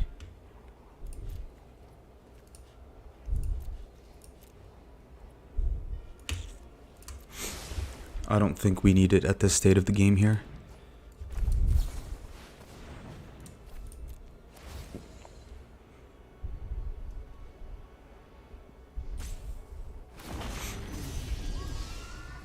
Because it wipes our reflection, right? Oh... Yes. Yes, yes, yes. Alright. Well. That's something. How much mana do we have? 1, 2, 3, 4, 5, 6, 7, 8, 9, 10, 11. Keep the forest in hand. We're gonna try a different deck after this. And I think I'll call it a day after this. Magic Shredder is the only thing that can keep up with our Maniform Hellkite. They go in for the attack. Okay, they're trying to raise.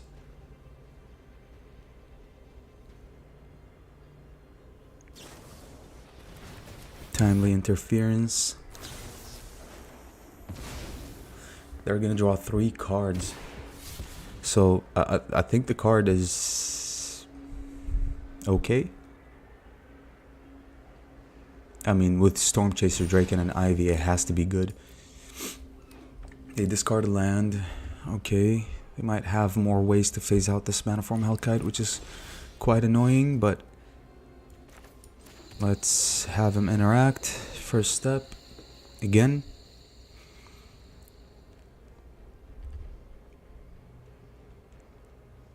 They have to keep phasing it out here, right? And they keep drawing with the Storm Chaser Drake too. Yeah, it's extremely annoying. Bro, lucky. Their third march. Alright, counterspell, so leave 2 mana.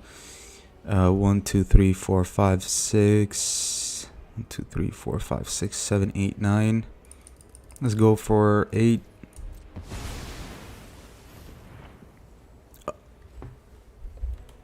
I miscounted. Yeah, it's a disdainful stroke.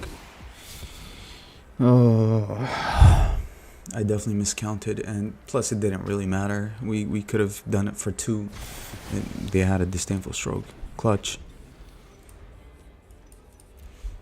Alright. I mean, that's one way to win, right? Just top deck phase outs. Oh my god, bro, he's so lucky.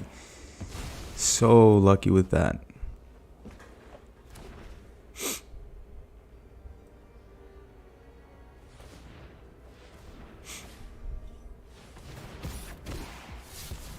And all we need is just one big spell. Something good. If it's a land, I think we lose. And it's gonna be a land.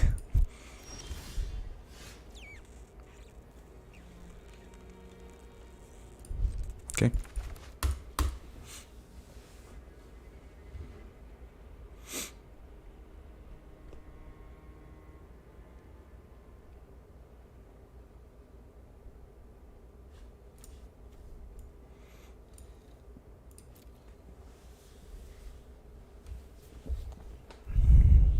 I mean, at least it's Ottawara. It's better than nothing.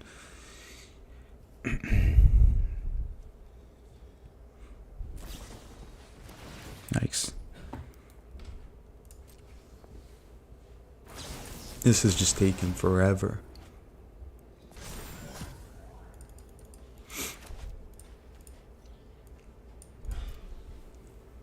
Yeah, it's fine. I mean, their deck plays well, right? They can, as soon as they run out of resources, they play a card like this that can draw them a million cards and just refuel their resources. So it's pretty good for them.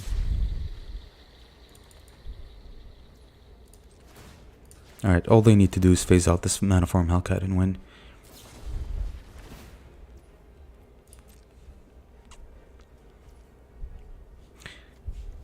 We lost, right? Because they have 3 attackers, so even if we bounce one thing, yeah, pretty good. Okay. Alright, let's just get out of here, bro. It's been rather unlucky. We fought with just the Maniform Hellkite, basically. We won game 2 with Maniform Hellkite, but we can't play the game without cheap removal, right? So let me just fix that real quick. So these are all of my Brawl decks here. Or my favorite ones, let's say. Joda is explosive. Cody is insane because it has a hidden win con. Niv Mizzet. Some of you have seen these already or played against them. This is a deck that I've been working on that has Vraska in it. But so it needs a little bit of tweaking here and there. It's a 4-colored Planeswalker deck with a sideboard that I still haven't featured on the channel. This I haven't even featured on the channel yet, but it has a very successful win rate. It's a best of 3 deck as well. This has a really good win rate here because I'm running all the Phyrexians basically in a mono black shell. Gix with flyers, you know, underdog removal, bank buster, Phyrexian arena, invoke despair, Gix's command as well. I do like black, so let me just fix this real quick. So it's either strangle or surge, right? Strangle or surge. I think surge, because we have big score and fable, right? Oh, I'm excited for this one. Which one? The mono black deck? So Rebel Salvo still here for Shieldred.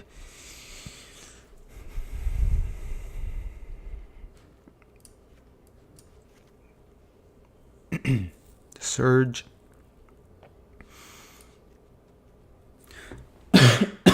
Excuse me.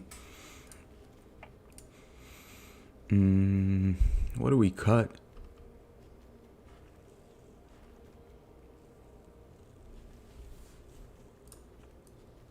Since I'm running a main deck Burn Down the House, let's have it. Let's have 2 surges, 1 sideboard Burn Down the House, 1 main deck Burn Down the House, 1 main deck Brotherhood's End, and do we need more?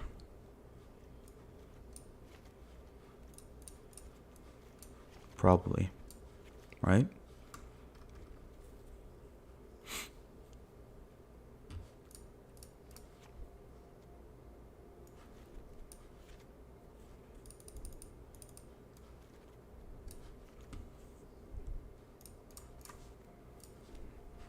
All right, I'm happy with this. Right here, I am happy with this. Okay, let's move on to another deck. So which one are you excited for? The Phyrexian mono black, or the mana difference can be clutch since your deck is ramping? The mana difference? What are you talking about? Oh, you mean the 1 mana spells? Yeah, I do like 1 mana spells when it comes to ramp, right? Because you can always afford to save 1 mana here and there. And I do like instant speed. And since we're running treasure, Surge has to be good, right? Instead of Strangle, it can also remove like that that big soldier mural or something like that. So it's pretty good as well. While Strangle struggles to remove mural. So let's make one more thing here.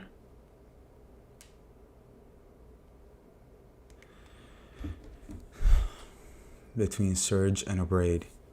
Yeah, but since I have... Yeah, Abrade is a good one too, but since I have Dire Strain Rampage, I can afford to not have Abrade, right? But Abrade is pretty good. Yeah, Strangle, yeah. I do like that too. So, alright. Rare, not collected... What are we gonna make? See, I'm more of a budget player, to be honest, but I try to make something competitive and something that can work with the cards I have. So if you see that I'm missing a few copies here and there, I mean, it's pretty straightforward. Magic is a very expensive game. So,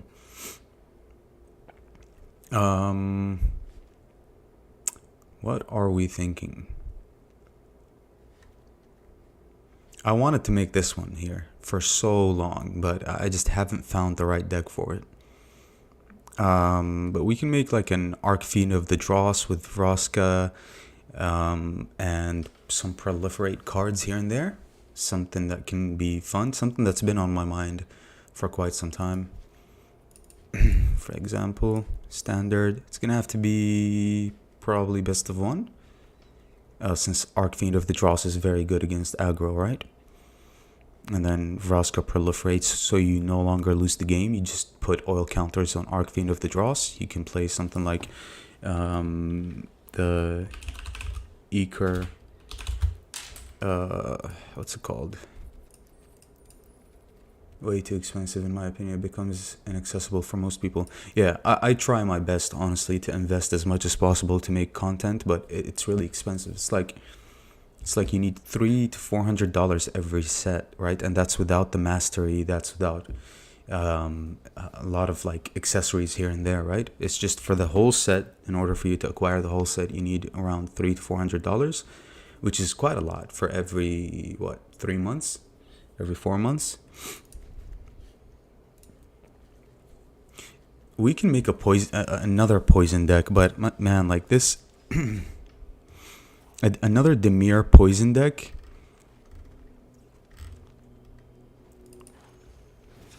I mean, this is my go-to Dimir poison deck. This one is insane here. This one here has been insanely fun. And I would hate to play Vraska in this.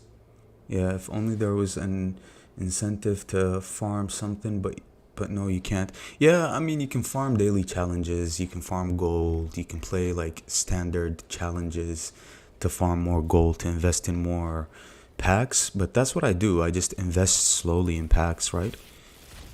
That's what I try to do as much as possible, and just try to acquire more cards and go from there, you know? Alright, let's get Gen Gataxius. Set as default.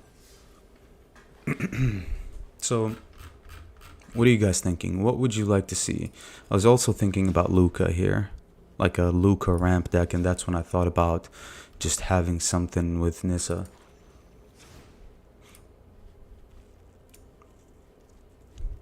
So what are good color? I mean, Golgari has good proliferate cards, no? Proliferate. We can play like some sort of Golgari aggro a little bit, like with Contaminator. Yeah, the only way is steady and painfully slow. Whatever you want. Whatever you would have the most fun with, even Historic Brawl. Ooh. But you know, Historic Brawl takes a very long time to make a deck, because for me, I do want it to be perfect, right?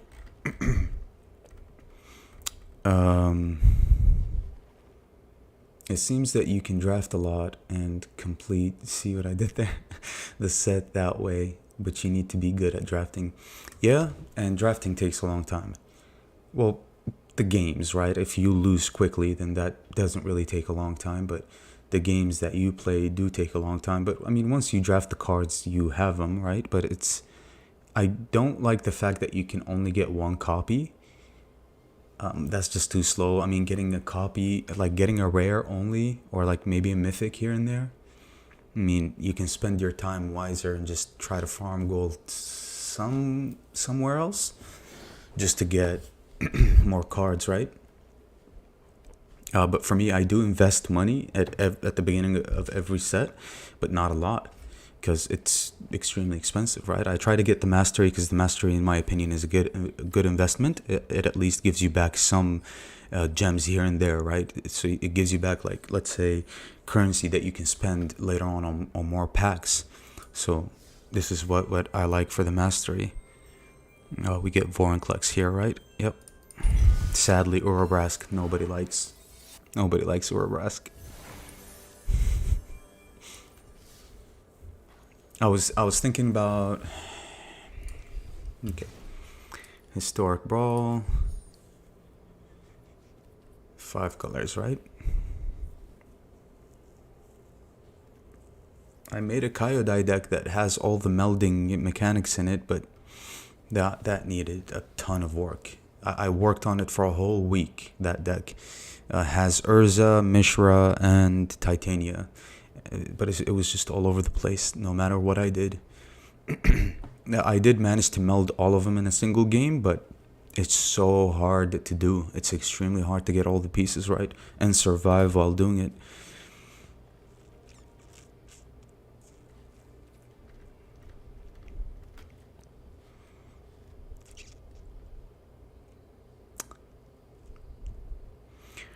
Man, I wanted a Troxa. Do you ever play Paper? No, I do not. I don't really, like, outside of YouTube and you guys, like interacting with you guys, and since you guys play MTG, so we can even talk about it. I don't really have any friends that play MTG, to be honest. It was just something I played for years. Well, I stopped playing it, but then I came back, and something I played ever since I was a kid. But I've never had any friends that play Paper. I've seen people, like, when I used to go to school, I've seen people play it, like, after school, but never really even invested in cards like that. I would like to, don't get me wrong, like, I would really like to. It seems a lot of fun. I do watch tournaments that are, Paper tournaments, and it looks a lot of fun, but me personally, I don't. But I have been playing this game for years. Well, before. This is the bane of Historic Brawl right here. Ursko. It's so annoying to play against, but it's such a good deck. So what's a 5-colored commander that we can make?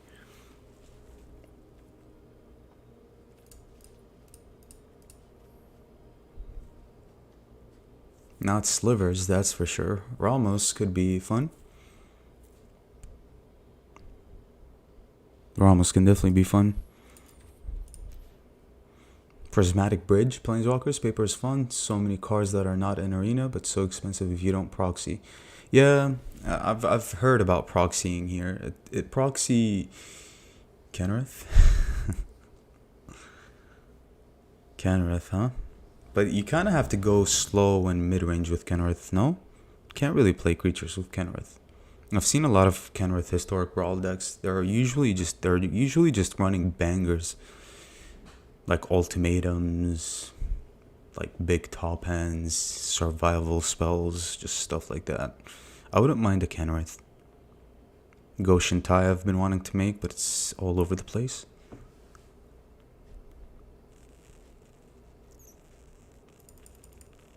Prismatic Bridge, I've never made a Prismatic Bridge deck, ever. When it comes to Historic Brawl. I've made some for Historic and Explorer, but never Historic Brawl. Kenrith though. All creatures gain trample, haste, gain life, draw a card, and Reanimator. Yikes. It's such a good card. I mean, eventually I would want a Kenrith, so that's an easy craft for me. Alright. The first thing I look at when I make a 5-colored commander are ultimatums, because they're my favorite cards, right? I have one list Reanimator, Paradox Engine, another heavy Reanimator. I'm building a almost mono white Kenrith stacks. Ooh, there are some decent stacks card in Historic Brawl. I wanted to make a Kyodai stacks deck, but it was just a bunch of white cards that can lock up the game a little bit. This will definitely play probably Ruinous Ultimatum too, and that's about it. We can go Eerie Ultimatum, heavy Reanimator on Kenrith. That would be insane, but that's gonna take a lot of time to make. A lot of time. Because you want your targets, and it's every card. We can even like reanimate Planeswalkers, stuff like that. This is my favorite Ultimatum card.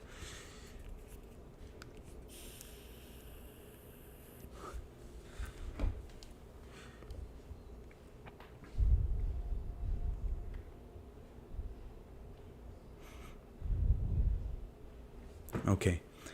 How do we go about Kenrith? Paradox Engine?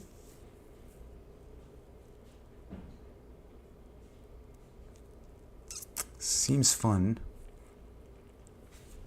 But Paradox Engine is complex a little bit, in my opinion. You need a lot of mana rocks. But it's okay, right? Alright, let's play this. Let's play probably Ruinous Ultimatum here. The must-haves are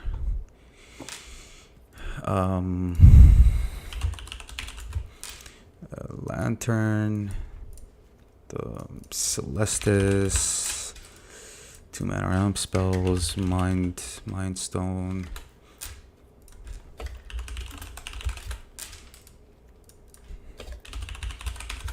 Commander, Command Tower, Arcane Signet. You need Ornithopter.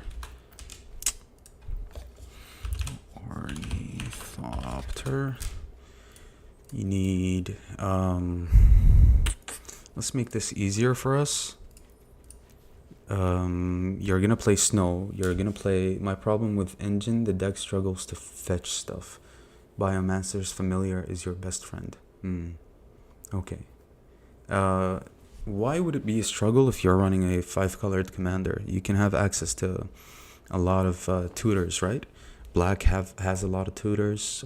There's this new alchemy card that's uncommon, that is insanely good. 2 mana tutor. So we need Guardian Idol. Cold Steel Heart. What else?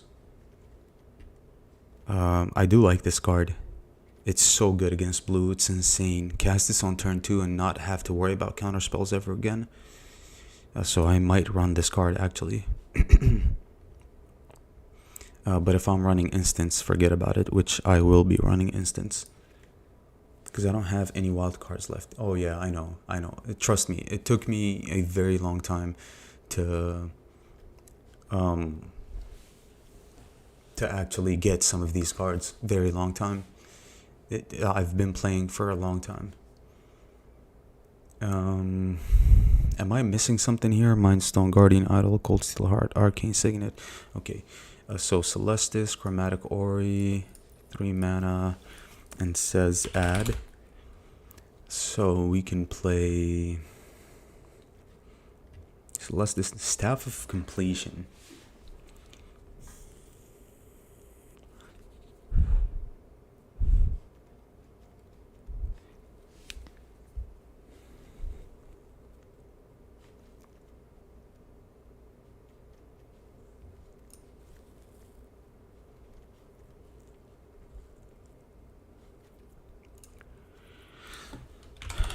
Add 4 mana. We're definitely going to play Key and Firemind Vessel. And we are going to play that 7 mana one. What's it called? Chromatic Ori? Yeah. Alright. We're going to play Snow. Green, 2 mana. Into the north. We are going to play... Ramp is extremely important and Historic Brawl. So into the north, what's the other one called? Explorer. We're gonna play that Simic one, 2 mana. Where is it? Growth Spiral, of course, and probably what's it called? 3 mana land. Cultivate definitely. Okay, so ramp looks good so far. It's so important to have ramp on turn 2. Very, very important. All right. Okay. What does that leave us with? All right. We can play Golos.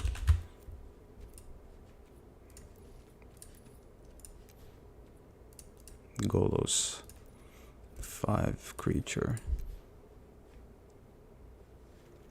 Can't play Golos? Hello?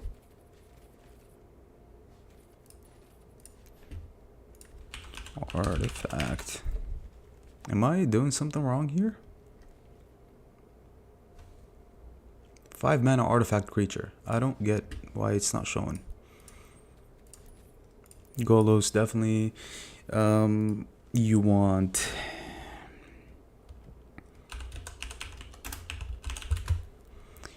extra turns, so Temporal Sundering, Time Wipe, of course. You want, what's your top end looking like? You want Casualties, of course.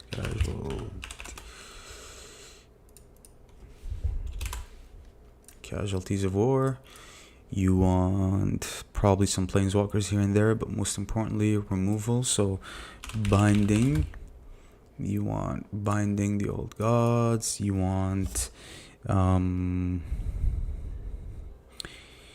what's it called? I keep forgetting.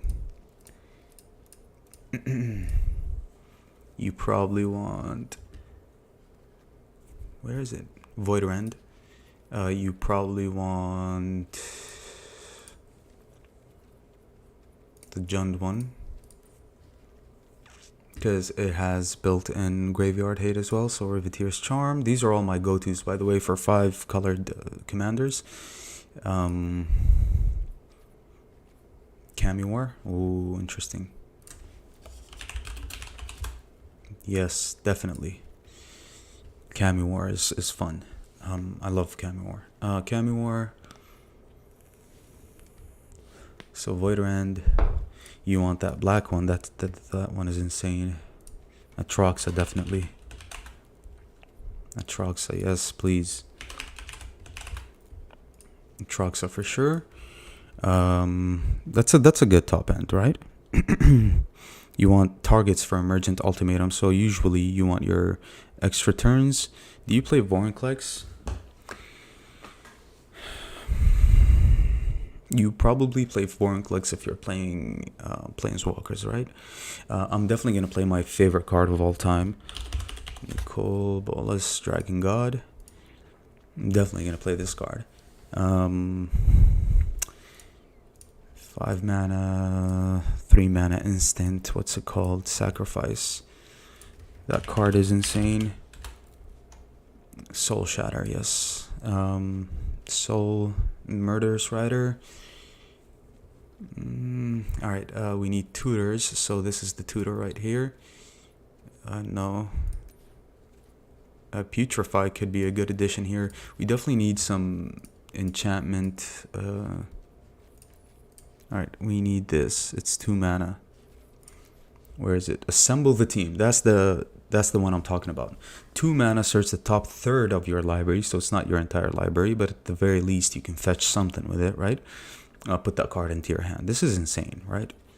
Mastermind's acquisitions. Mastermind. It's 4 mana. Kenrith only reanimate creatures, so no need. So some need, yeah. Okay, I agree. Discard to play with that. So, okay. So for playing Reanimator, this is good enough. We're gonna need some top end creatures instead of all these, right? Yeah. Yep. Is insane. Yeah, assemble the team is crazy. So 7 mana plus. You need some insane creatures to reanimate with Kenrith, right? So insane creatures. Give me Avacyn, my favorite angel. Give me. We can play. Yeah. Okay, I know what we're playing. We can play Zakama. We can play.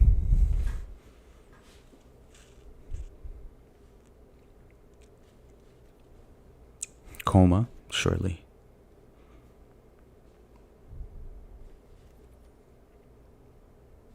Kaya? Maybe. The Tarask is not a good reanimation target. Tyrannix Rex is, though. Titan of Industry is insane.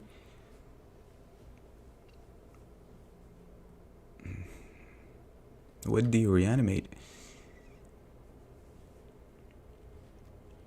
Yikes. Razaketh.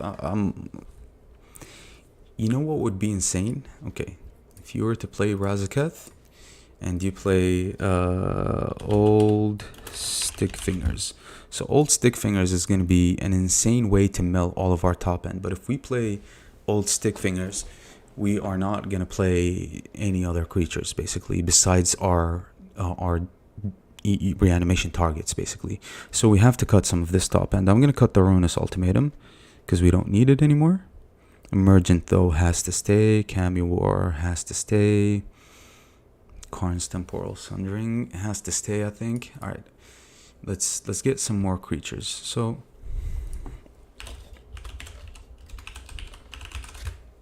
creatures. Let's look at our creatures here. So we can't play Ornithopter of Paradise. I'm gonna cut that. Golos. If we mill Golos, fetch it back with Kenrith. That's fine. I mean, Golos is insane. War is not a creature. Coma, Atraxa, Avacyn, Razaketh, and Zakama. We definitely need more, right? 1, 2, 3, 4, 5, possibly 6. Old Stick Fingers. Okay, 6. All right, we definitely need more. What are some insane creatures? What are some game-breaking creatures? Safara.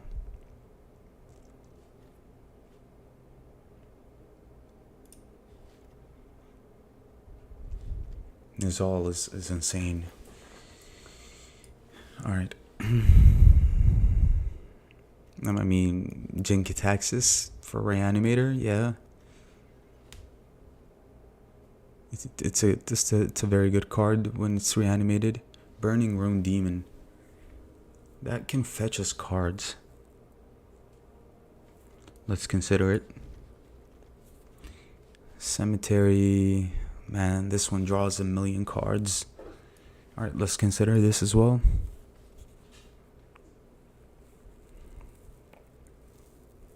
Massacre Worm could be okay. Toxtrel is a good target.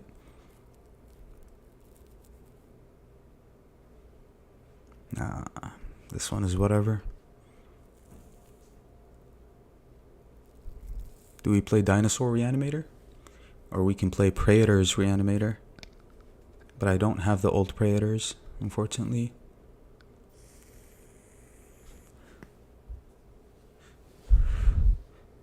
What's a good target? Kogla? Kogla could be good. Let's consider Kogla, surely.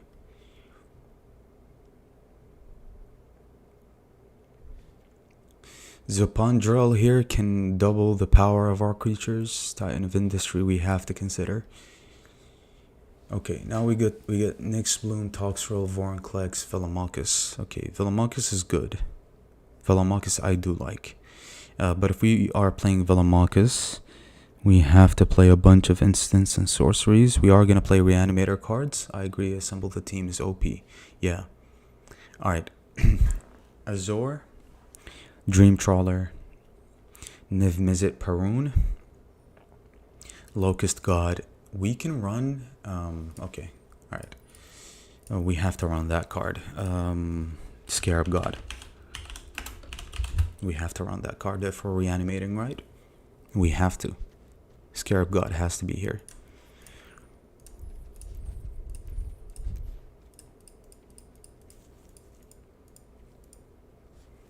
Okay, Vorinclex I'm good because we're not going to be running a lot of Planeswalkers or anything that Vorinclex can benefit off of. Azor is... Just imagine having your opponent not able to cast a board wipe the following turn. Dream Trawler is obviously insane. Let's consider Azor. Niv-Mizzet Perun. This is not the deck for it. We can consider Velomachus for sure. Lord Xander, yes, because it has just a ton going for it, right?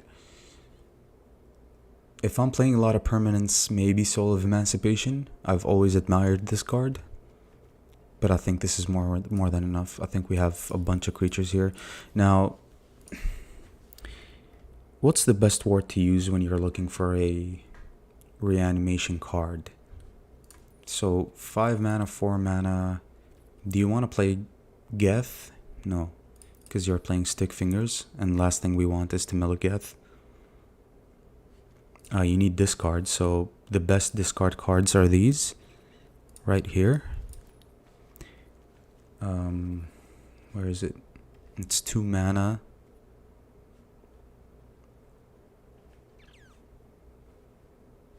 Thrilling Discovery, and then you got the Azorius one.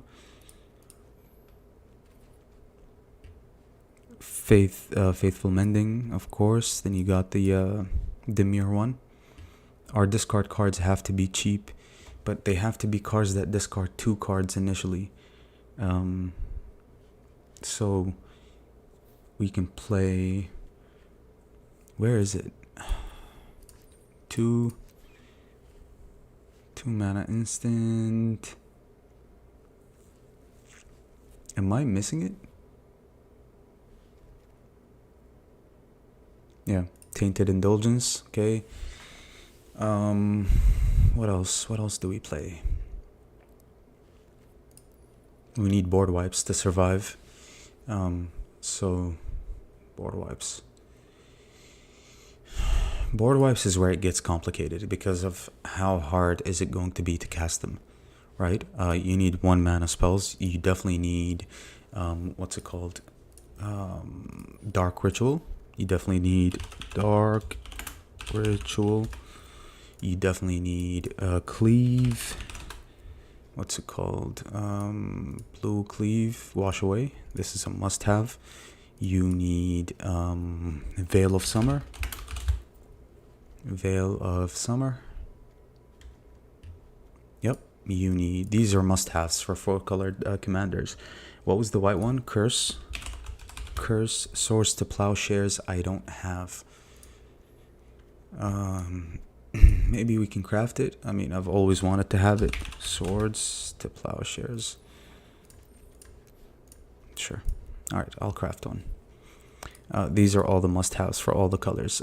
Maybe Lightning Bolt. Maybe. Fable definitely. Thank you for reminding me. Fable for sure.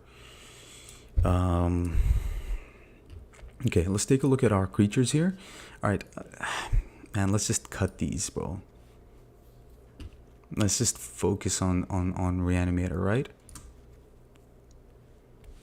Remind me of other discard cards, by the way. So, I am gonna cut these. Man, how are you cutting Casualties of War? Atraxa, Chromatic Ori. I'm gonna cut it, the Ori here. Razaketh. What creatures are we playing? That's the important question. And we also need other Reanimators besides Kenrith.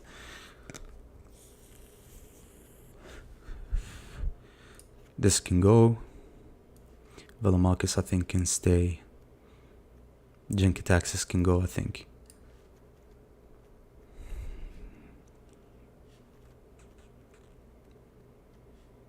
So what's our ratio looking like for Atraxa? 16 creatures, 11 instants, 9 sorceries, 10 artifacts, 4 enchantments, 1 planeswalker. We're not done with the deck yet, but it's clear that Atraxa is probably going to get us 3 cards, right? Which is a creature, a reanimator spell, hopefully, and removal or something. Alright, Lord Xander can't be better than Nizal. Draw a card, discard 3 cards, return it. It can't be countered, so we can even hardcast it. Azor, Kogla, Fight. The Fight is good, the enchantment artifact Hate is good, probably Kogla. Burning Rune Demon, you would want to hardcast this, not reanimate it. But Burning Rune Demon has to stay because it's gonna get us our reanimation cards. So Azor, Jinkataxis. How many creatures do we have? 1, 2, 3, 4, 5, 6, 7, 8, 9. 9 creatures. Alright, so if we're going full reanimator, I think what we want to do is it seems like we're gonna go full reanimator, so might as well play Eerie Ultimatum here. I'm gonna cut the Emergent, probably even cut Camuar, to be honest. We'll figure it out. All right. Are we happy with?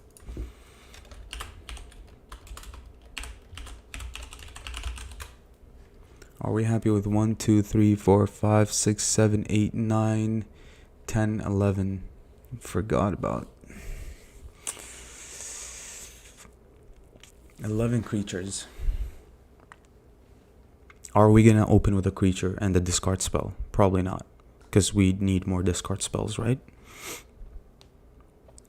Am I gonna play Nicol Bolas?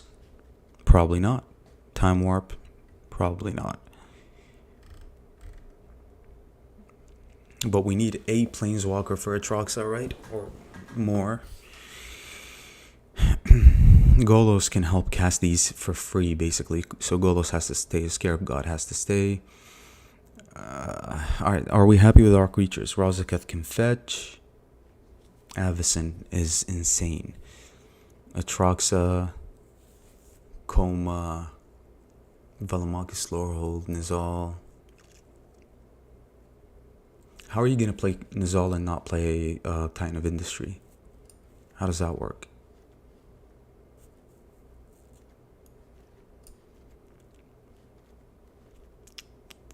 Guys, help me out with the creatures. I have no idea.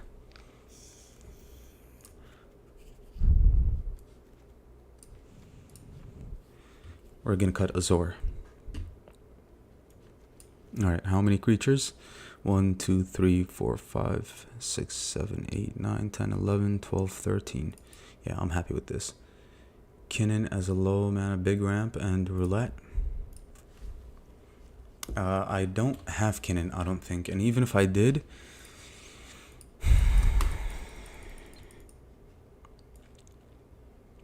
so for Kinnan we need more ramp. And it's gotta be like either ramp creatures or mana rocks. Black enchantment saga that reanimate a third turn for yeah. We're gonna play that.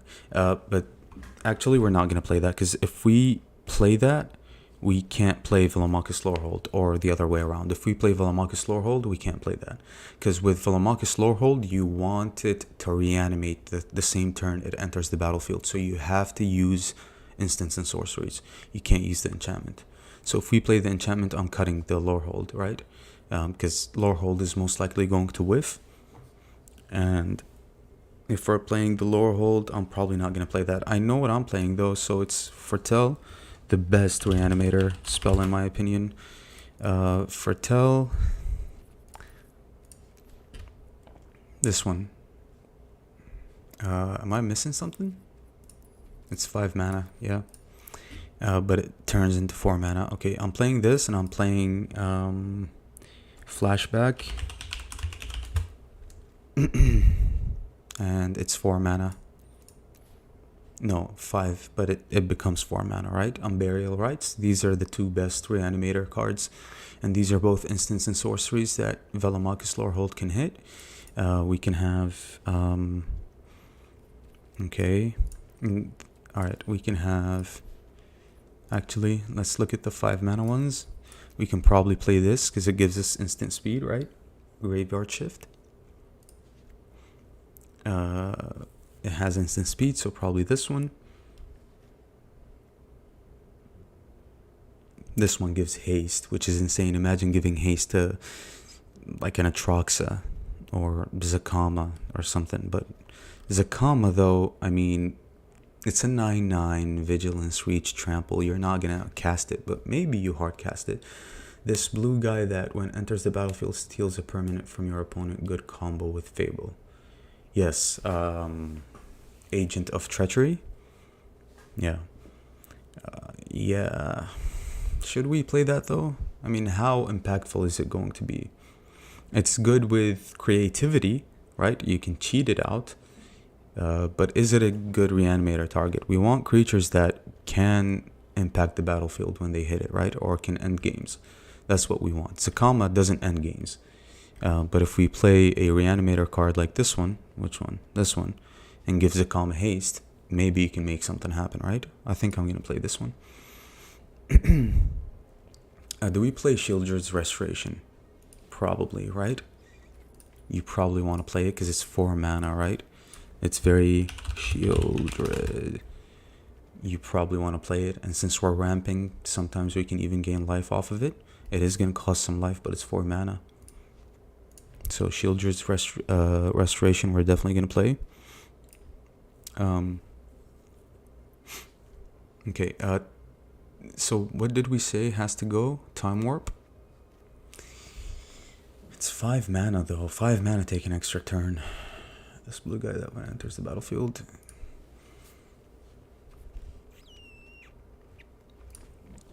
Return target.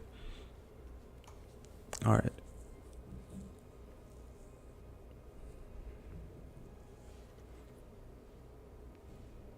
Am I forgetting a...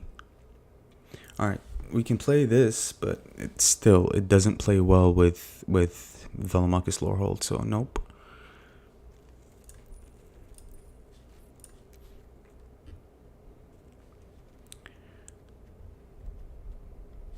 What else can... Oh, the altar, right? The altar is pretty crazy. Exile a creature you control, return target creature card from your graveyard to the battlefield. Yeah, but what are we exiling? But it's a 3 mana reanimator though. Alright, so we can cast the sorcery part, then cast the artifact.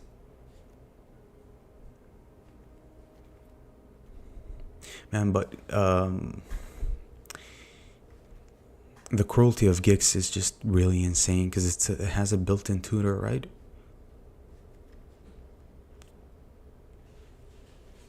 Okiba Salvage. Edgar's Awakening. Nope.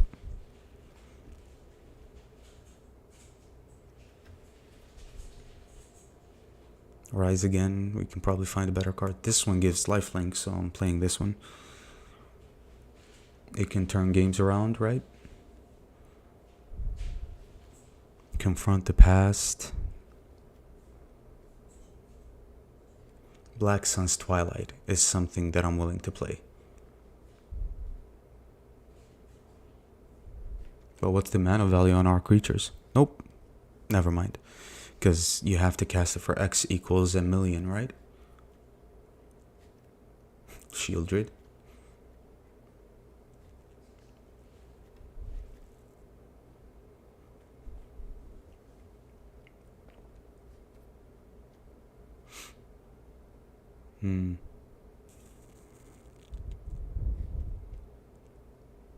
We want something good, something that leaves an impact, right? I think we might be able to play the altar. Alright. But it still doesn't play well with Velomachus Lorehold. Diagraph Rebirth. Some counter spells? Yeah, definitely counter spells. We're just trying to figure out our reanimation cards. Diagraph Rebirth is a good one because I might play Meat Hook Massacre. So it plays really insanely well with Meat Hook Massacre, right? We need more discard and counter spells and board wipes. Alright. Return target creature. Let's see how many do we have. 1, 2, 3, 4, 5, 6, 7, 8. Okay, I like our ratios here. Alright, so counter spells. We're gonna play. Let's look at 1 mana counter spells first. Brainstorm can be an option. An offer you can't refuse. We're gonna play that. We are gonna play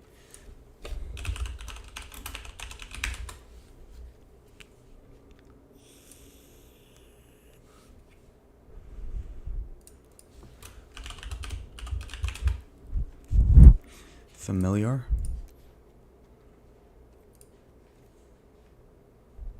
Do I not have it? Probably not.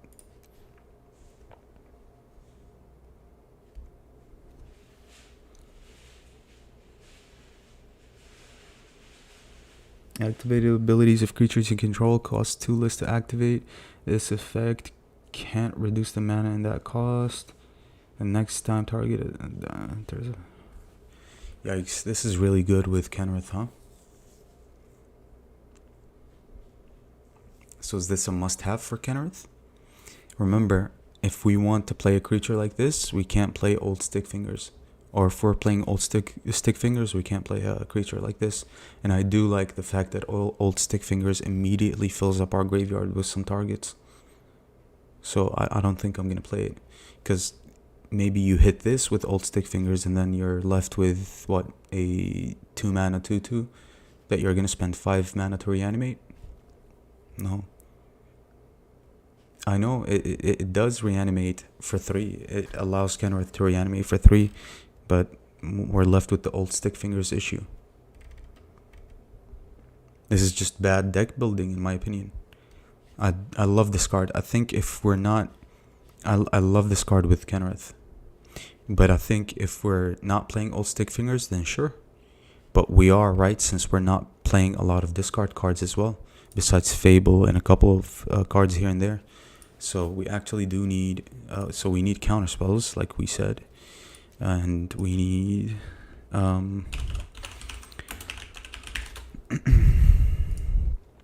we need discard spells more.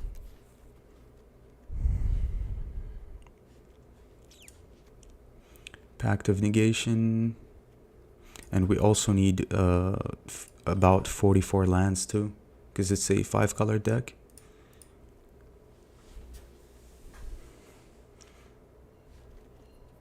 Mystical Dispute, definitely, right?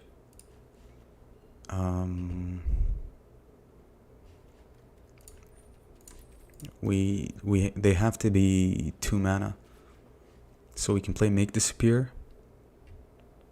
Make Disappear should be good, right? Stroke should be okay. Negate is fine. Yeah, man, I hate these counter spells. Dova's Veto can be good. Bind to Secrecy is good. Drown in the Lock.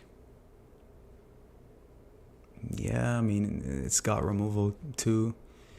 We can try a Drown in the Lock. I'm not interested in counterspell here. It requires 2 blue. We're a 5 color deck, so sometimes it might not work. And plus, I don't want to go extra heavy on the counterspells because we need board wipes too, right? Judgment. So Day of Judgment.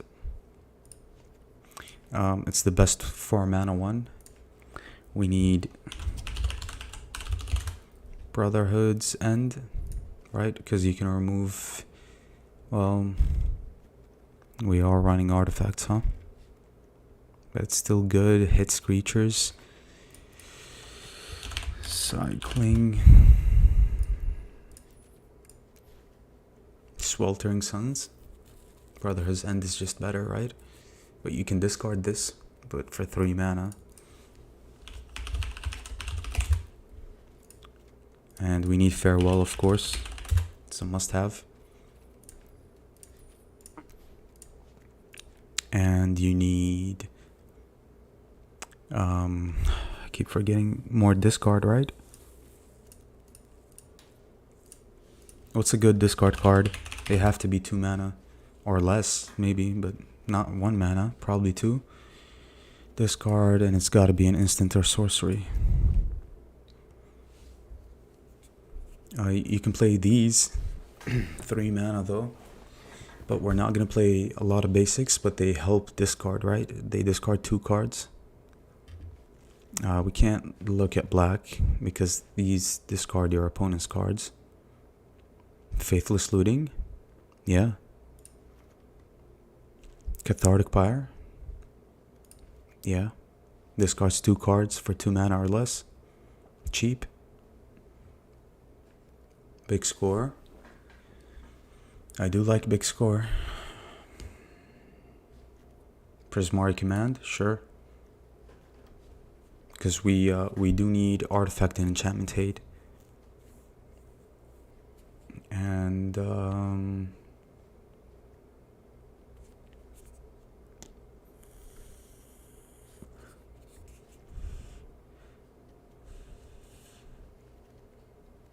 okay.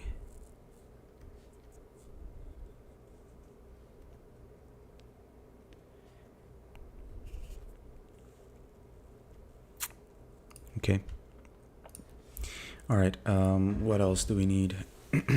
So we got counter spells, 3 board wipes, maybe 4, depends. But we want to focus on our game plan, right? Which is to reanimate.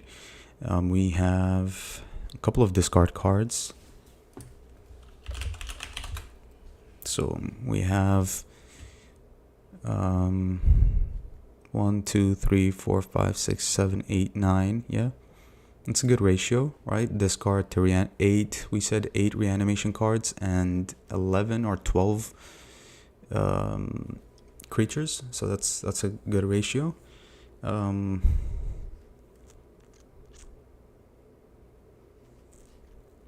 Okay, we said we needed 44 lands. 2, 3, 4. 44 lands at least. So what else do we need? Enchantment and Artifact Hate. What's the best one? Oh, since we're playing all the colors, let's get Assassin's Trophy. Assassin's Trophy. Witness Protection to deal with the opponent commander, maybe? Yeah. Witness Protection. We need Vanishing Verse as well. Vanishing Verse. Um,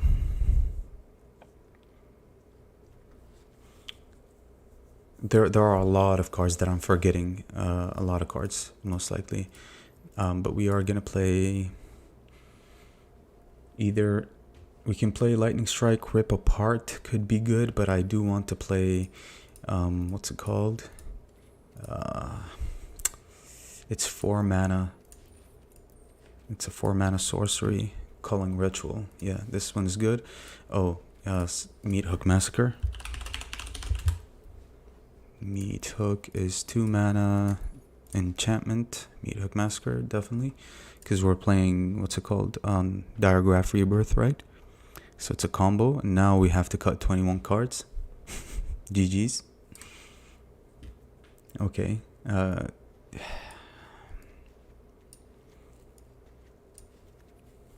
Okay. What are we cutting?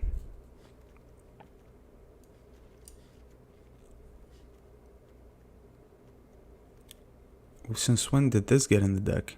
Nope. No, Witness the Future. Oh, I brought in the wrong Witness, right? Yeah, okay. Witness Protection. Witness Protection, yep. Okay. So, we have a lot of interaction, right? Not a lot of removal or spot removal, but we're focusing on ramp, board wipes here and there. Now the fun part of cutting. Yeah, cutting sucks.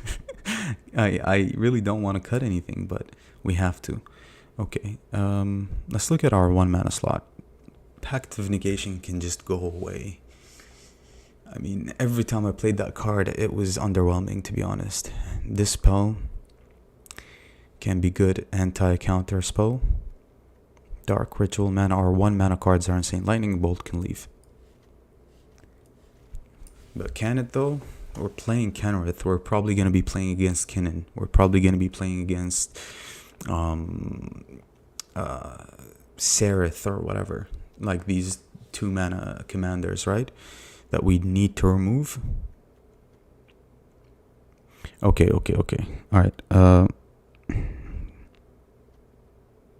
Negate can go.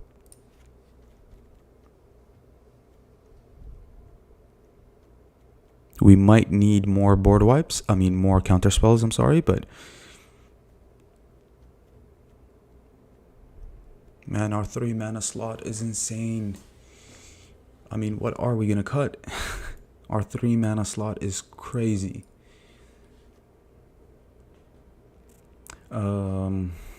Okay. Yeah, these can go.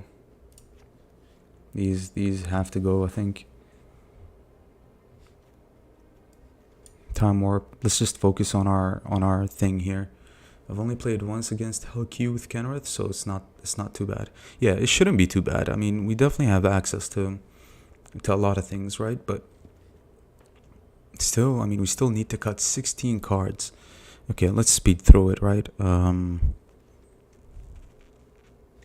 Man, we don't have spot removal that much, right? We have Assassin's Trophy. Drown in the Log is slow. Drown in the Log can go. We have Cathartic Pyre. Lightning Bolt. Vanishing Verse. Can't touch Kinnan. Vanishing Verse can't touch Prismatic Bridge. Vanishing Verse can't touch Golos. But, I mean, it's just a good card. Thrilling Discovery. We might need more discard, to be honest, but we can try it.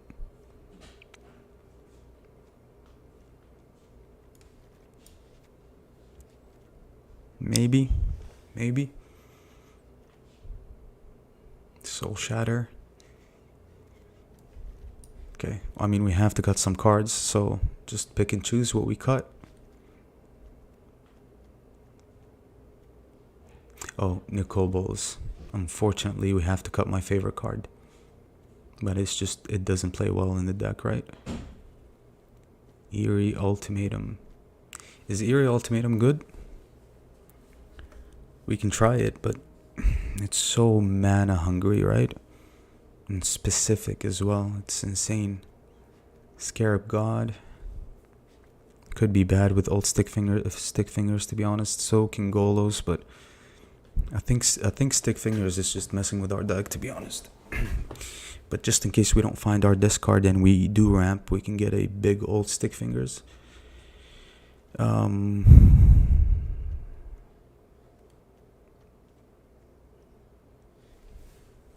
Binding can ramp.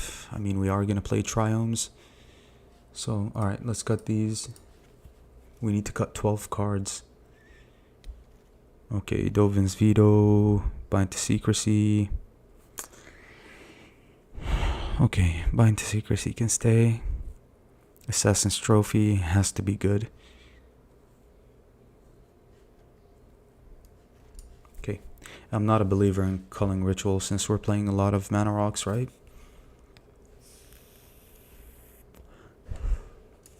And should I cut more counterspells? Is that gonna hurt us?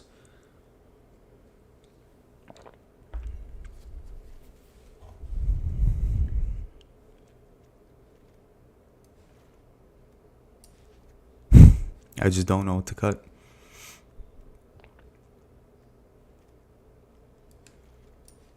Okay.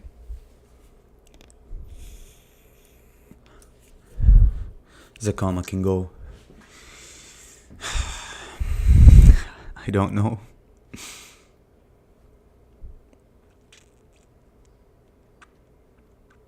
Okay. Man, what a hard decision, huh? Alright, let's empty out some of these 2-mana things here. All these are good. All of them are good, right? Dovin's Veto. I mean, it's just another bind to secrecy. Make disappear. Are we running a lot of counterspells? 9 more. Alright. So 1, 2, 3, 4, 5, 6, 7, 8. 8. Creatures we have. Oh, alright. Let's do it the right way.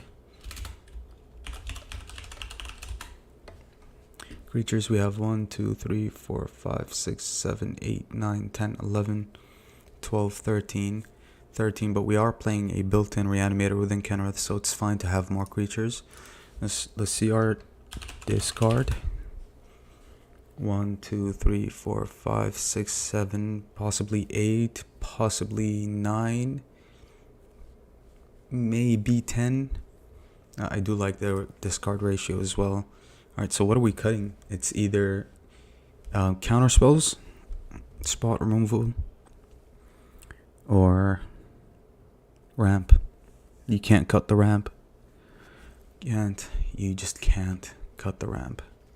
Alright, so 3 4-mana ramp spells, 3, potentially 4 with the Fable, 3-mana ramp spells, and then we have 1, 2, 3, 4, 5, 6, 7 2-mana ramp spells. Is Velomachus still worth it with so many 2-mana spells? I honestly don't think so, but we have 1, 2, 3, 4, 5 5-mana reanimation cards. It's gotta hit, right? Or at the very least, if it hits a 2-mana ramp spell, a 2-mana instants and sorceries, it's gonna hit either a discard card, a spot removal, or maybe Dovin's Veto, which is gonna whiff, or maybe a ramp spell. I remember this short animation that Phil from MTG made. Oh wow, I found the perfect card for my deck. I only need to make a small cut. Yeah, small cut, right? 26 cards or 21. It's a lot of cutting. We can try Velomachus, guys. Like we can even try what's her name? The wedding girl. What's her name? Olivia?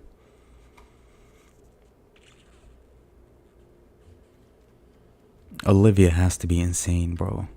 In a reanimator deck. We can replace Olivia with Velomachus, but imagine hitting Velomachus with Olivia.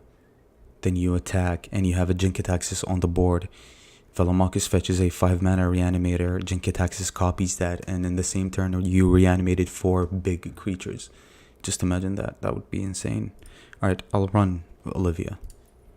I forgot about Olivia, but I ran Olivia in the past and she was successful, but only as 1 copy though. So we need to cut a creature now. We can cut... Man, Zakama can go, but Zakama attacking through Olivia? Kogla? Yeah, we need Kogla. Kogla's not gonna attack right away though, but it fights something. Titan of Industry is insane. You can't cut Titan. Zakama can go, honestly. I've been eyeballing it ever since we made the deck. I love that creature, but it does nothing once it enters the battlefield. You have to hardcast Zakama to get value off of it.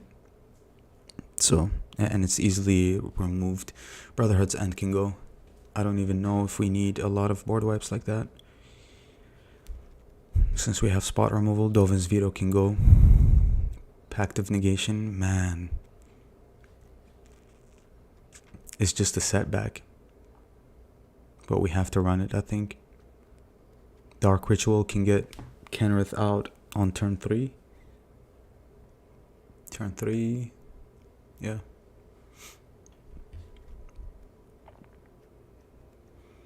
Alright, 7 more cards. I need some help, guys. I don't know what to cut.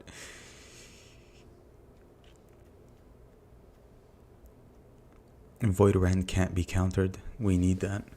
Riveteer's Charm.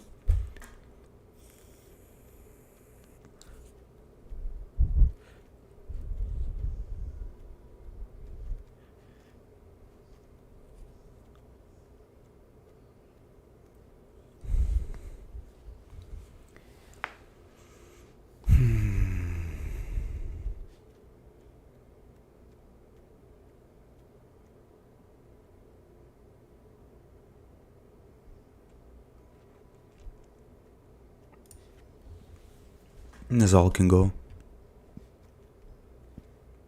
I think you have too much 5-mana reanimator spells that are just redundant with Kenrith.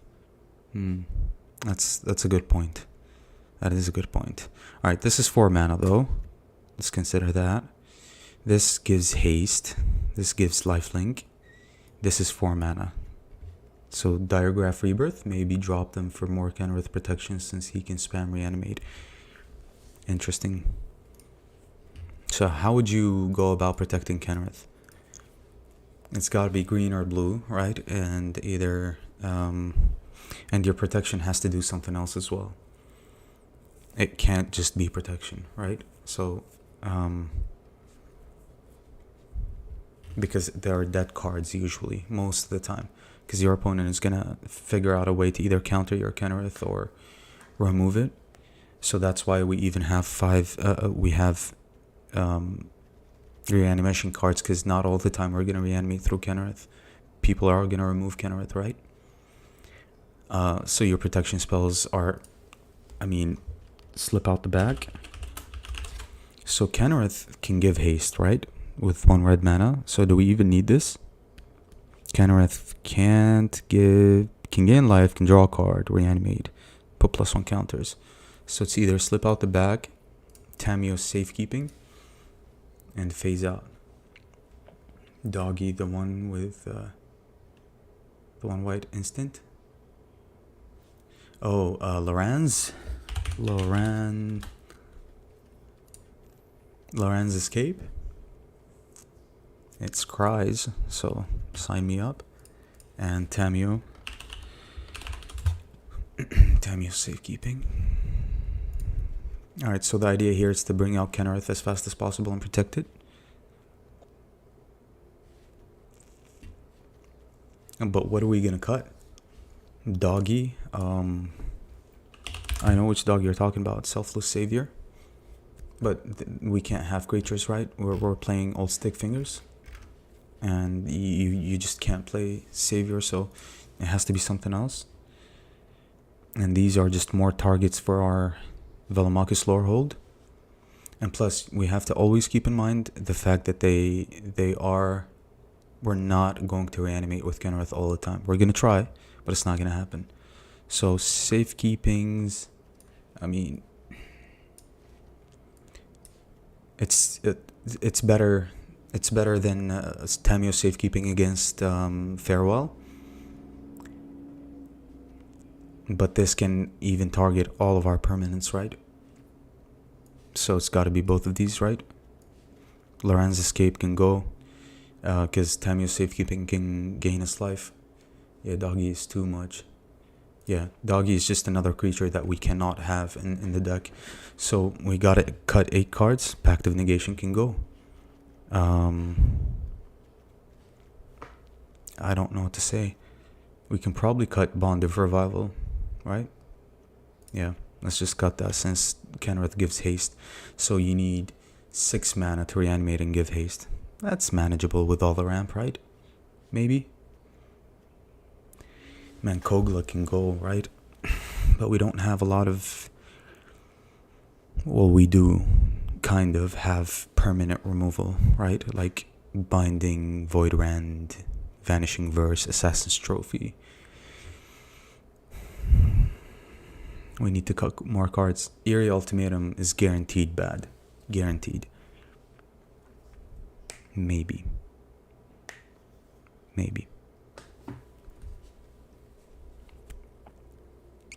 Scarab God is just a headache. But it makes 4/4 zombies. It's just doing what Kenrith does, right? Maybe cut Scarab God. I'm not very sure about our 1 mana spells look good. They really look good. We're going to be playing a lot of Triomes. So for 1 mana you can do a lot, which I like. 6 more cards. Alright, Scarab God is an option. If I cut Diregraph Rebirth, I cut Meathook Massacre.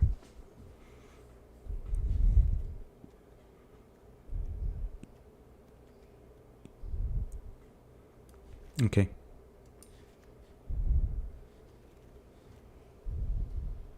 Unfortunate, but what can we do?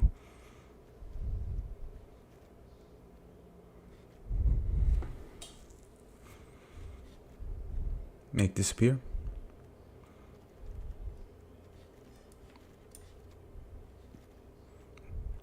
So would you rather have Bind to Secrecy or Make Disappear? Probably Bind to Secrecy, right? Make Disappear is terrible in the late game, even if you have a lot of creatures, and even if you sacrifice a creature to Make Disappear, because Historic Brawl is a slow format that is revolved around ramping, so your opponent is going to have a ton of mana. So if you top deck and Make Disappear, they try to wipe your board or remove your creature or something. There's nothing you can do about it. While with Binding to Secrecy, you can actually counter that. And since we removed a lot of our counter spells, I don't know.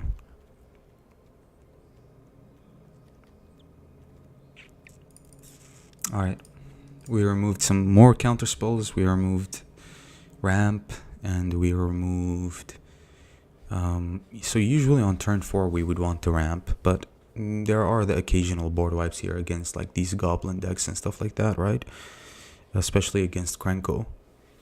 You absolutely need your board wipes against Krenko. 3 more cards, guys. Yikes. Eerie Ultimatum. How often are we gonna have a lot of creatures in the graveyard? Not often, because that's gonna take a ton of discard. It's not a mass milling card. Like, we don't have mill effects, right? If we had mill effects in the deck, then Eerie Ultimatum could be good. But we don't have mill effects. We're specifically discarding specific creatures.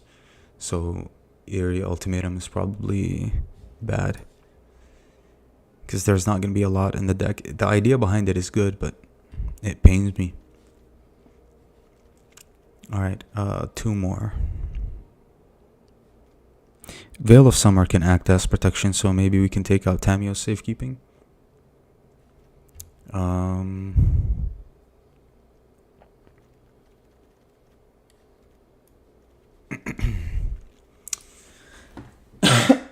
excuse me. How can you cut Vanishing Verse? We're gonna be struggling.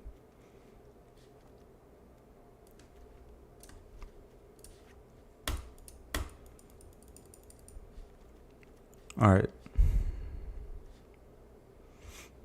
One more. And then we can work on some lands. One more.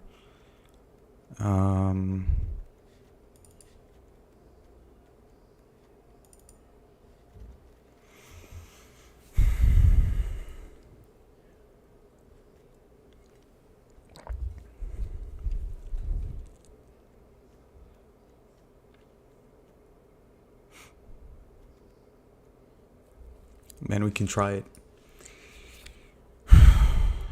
No. Kogla. So Kenrith is a human.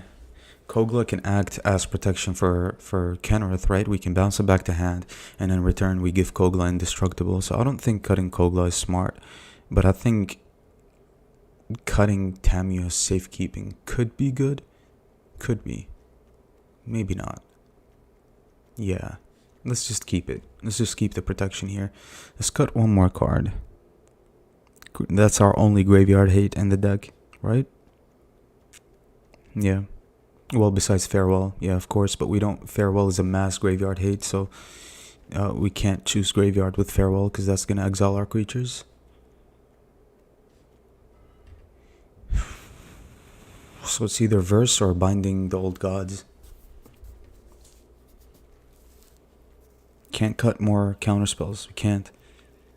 We only have, what, 3 left in the deck? Which is pretty much nothing. 4?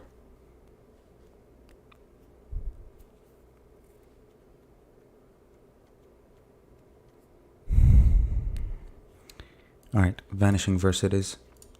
Since we cut a ramp spell, it's got to be Vanishing Verse, I think. We might bring in Vanishing Verse and take out Lightning Bolt, maybe. Alright.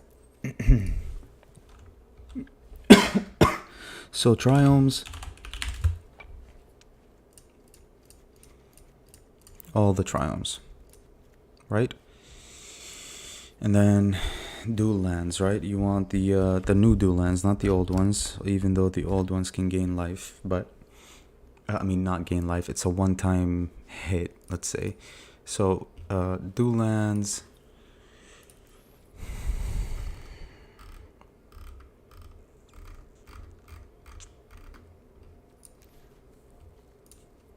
Alright, first let's start with snow. Snow lands. We need this, we need this, we need this, this and that, right? Snow lands. For Into the North and Cultivate. Maybe more snow lands. So 19 black, 16 green, that's our highest. Maybe one more black source. Maybe. Yeah, so 6 is good enough. Duels deals 1. Is that what it's called? Yeah, deals 1. Alright, let's play these. Nope, not that.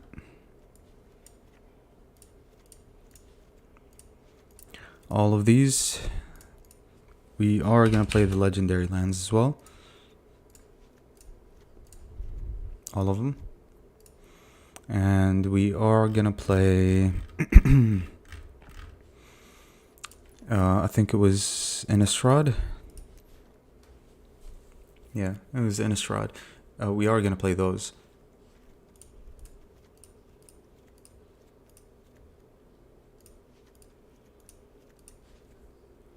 Yep. And then that leaves us with 2 more. Oh yeah, I forgot. World Tree, obviously.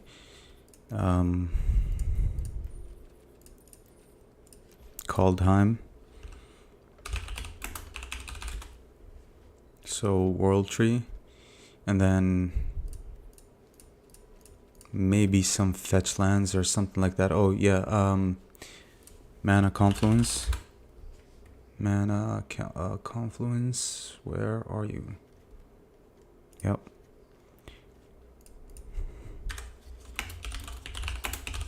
Mana of any color. So Mirix is good for 1 turn, but that's about it. Lotus Field, nope.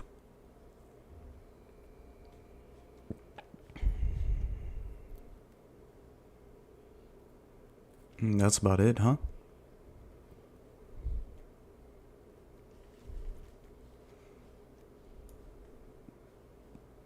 Oh, we need Fabled Passage, right?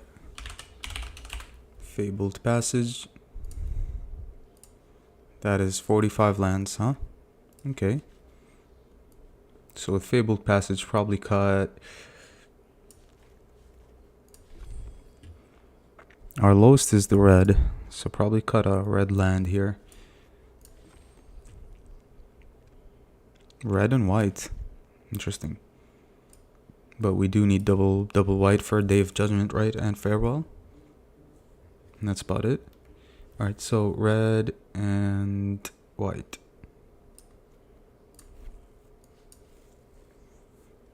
Looks good. Canrith. Brawl. Let's try it.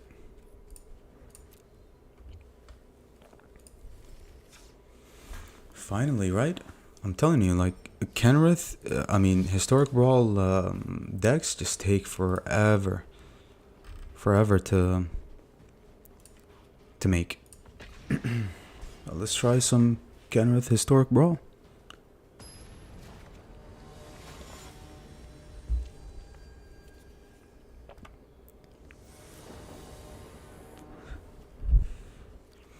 Alright, no discard as expected.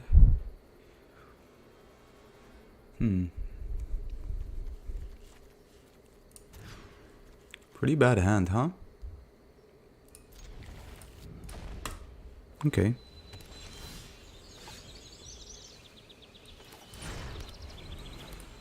Growth Spiral is gonna help us ramp. Yeah, it looks pretty good. Okay, so we don't currently have a creature, so I guess we ramp. Yeah. We're up against the Proliferate deck. This deck is extremely fun to play. But I usually have the opposite problem when I've tried to make a Historic Brawl deck. I don't know what to add. Yeah, there's just a ton of options, a lot to cut, and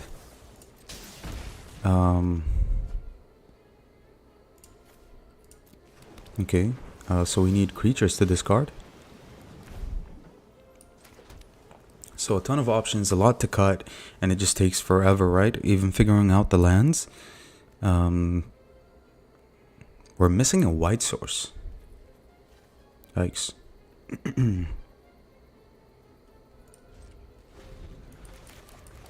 Okay.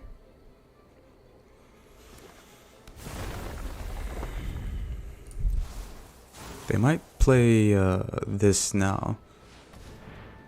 Okay. Yeah, bad sequencing from our opponent here, unfortunately.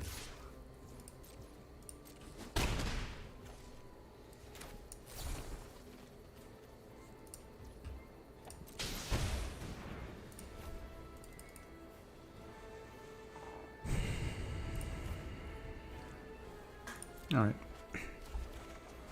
Yeah, a lot of tuning too. Okay, so this is a draw. This is a draw. Excuse me, let's get our white source. We still don't have anything to discard, but we can run out Golos since they're tapped, right? And they don't have blue mana yet. So Golos is going to get us the World Tree. And we can just spin Golos, right? More ramping at the very least. It fixes our mana. They're still struggling with blue mana, so no counter spells, right? No removal, no Reverse Rebuke. Vivian. What a planeswalker. I've always admired this planeswalker. Okay. I'd like you to meet my friend. Stop. A pass.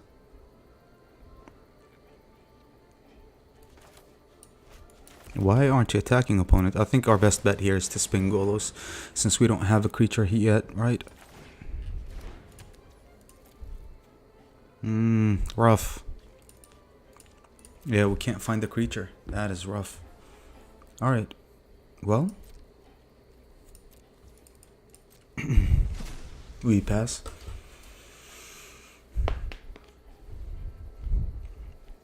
So they're gonna have a pretty hard time. Well, now they have blue, nice, but they're gonna have a really hard time removing the Golos. So we can just spam the Golos here until we find a creature actually that we can either cast for free, or we top deck a creature that we can reanimate somehow. This is gonna start dealing a ton of damage here. And Vivian is gonna take over. So sooner or later we're gonna have to wipe the board or find spot removal for Vivian. Nykthos, okay.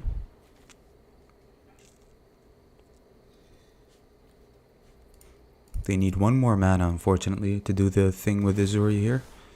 Nice. Okay, so big creature incoming. We might fare well next turn, to be honest. Yikes. Okay. Hydroid Crisis is gonna take over. We're at 20 life, so if we whiff again with Golos, we're dead. If we can hit a couple of creatures with Golos, maybe Defiler of Vigor too. Yeah, this is no joke. Okay. Yep, they're gonna swing and we can't take the block here.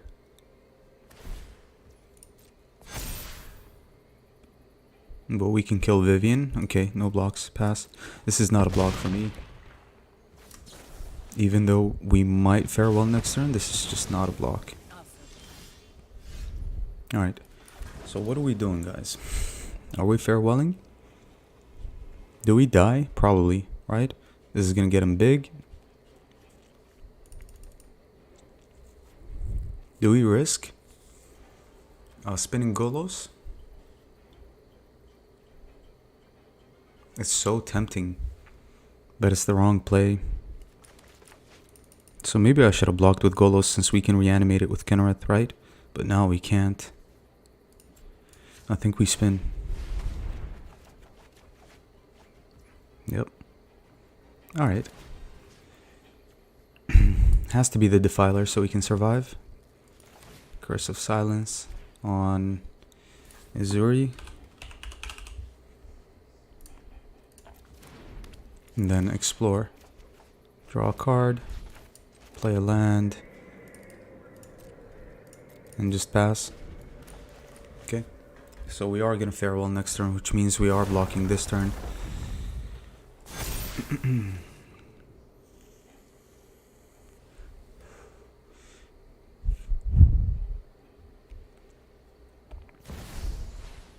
Oh, yikes. Yeah, that's game. Yep. So it was too risky. Couldn't find a creature. Couldn't reanimate. We had to mulligan. Yeah, GG's. Very unfortunate. Alright. Let's try it again. So that means we have to load up on creatures, right?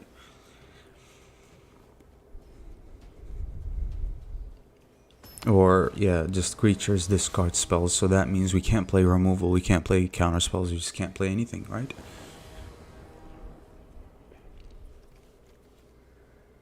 Yeah, so this is fine.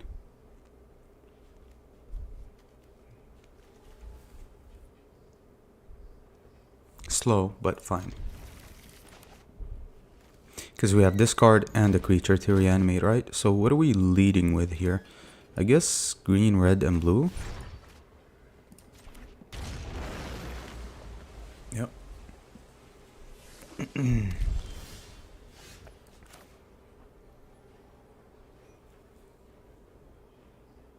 Nice. Now we have two creatures to reanimate.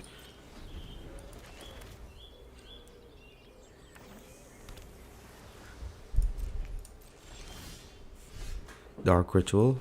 Well. Okay, so Fabled Passage is gonna get us our black source. We are slow, but alright.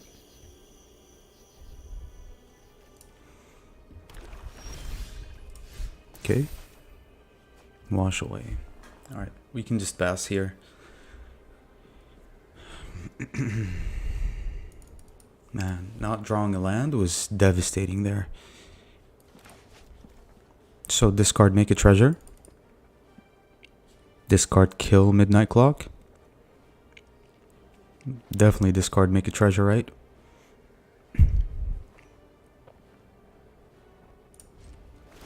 Okay, and the problem is we are not going to be able to counter the Quasar here. So do we let it go maybe? Loath. Yeah, that's pretty good. Alright.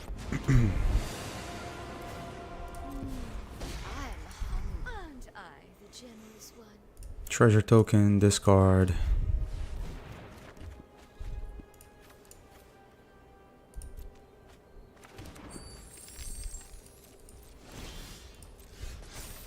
Okay.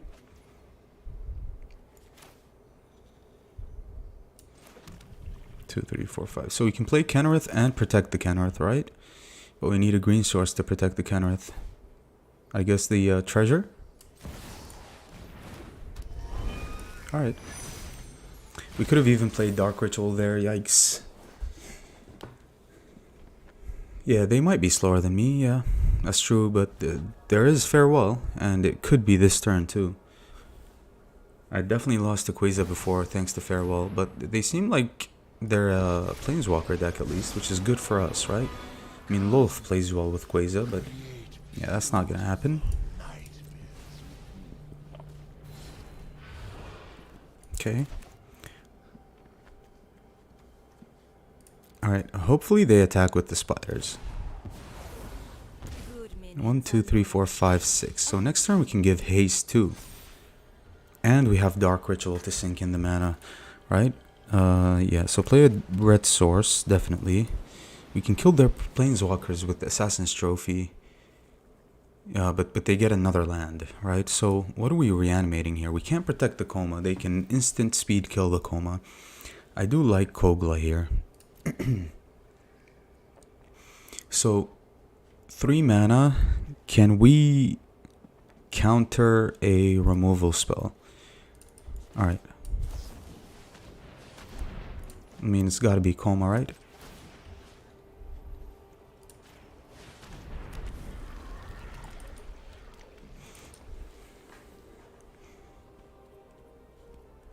Can give Coma haste.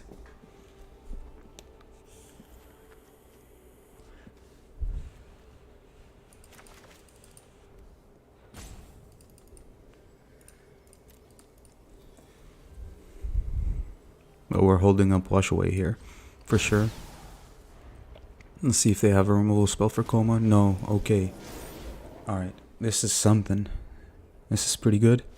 You take the draw. It's bold to bargain with me. I mean, man, Dark Ritual is what a card, right? Proliferate. Okay, they can bounce the Coma. Yikes. Yeah, that sucks.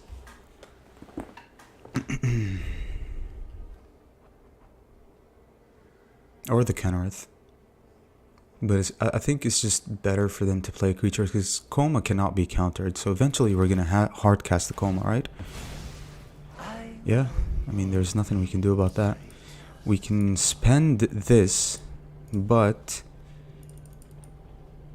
Nah. Sure, that's fine.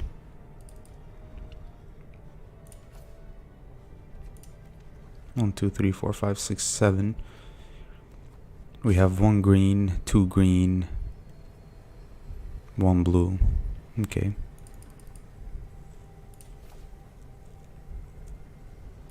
Yeah, it's still gotta be this, right? It's gotta be the land. Still streaming, going ham. I set this up and then had to run out. Good to see you doing your thing. I appreciate you, Waffles. I appreciate you. Yeah, turns out it's a relatively long stream for me, but it's just because I wanted to change things up and just also it was good for us to not actually. Do we not have 2 blue? Is there something that I'm missing here? Nope. Excuse me. Thought we had 2 blue for some reason. Nobody knows Dominaria's shadow. Sure. Haven't you Sure, ever sure, had sure. personal space? Alright.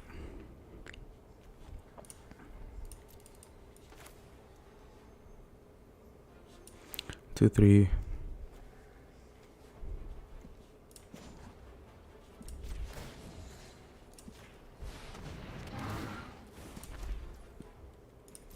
Okay, Kogla fights. We will slay. Give haste. Kill both of their planeswalkers and kill their midnight clock. Okay, that was my initial play here. Alright. Delay. Nothing more. We're left with no protection and the mana sucks. We're not drawing any lands, so I think we need 45 lands even, so that's another thing to cut. But so far so good. Assemble the Team should help us find another discard spell for the coma. Or maybe something even better, right? We still haven't played their commander, so 1, 2, 3, 4, 5. The 5-color pile was too tempting, sorry. Yeah, it's fine. I mean, love me a 5-colored pile. They're my favorite decks to play anyway. Like 4 colors plus. So I'll always be having fun with the 5-colored piles, even though it's inconsistent, but it's fine.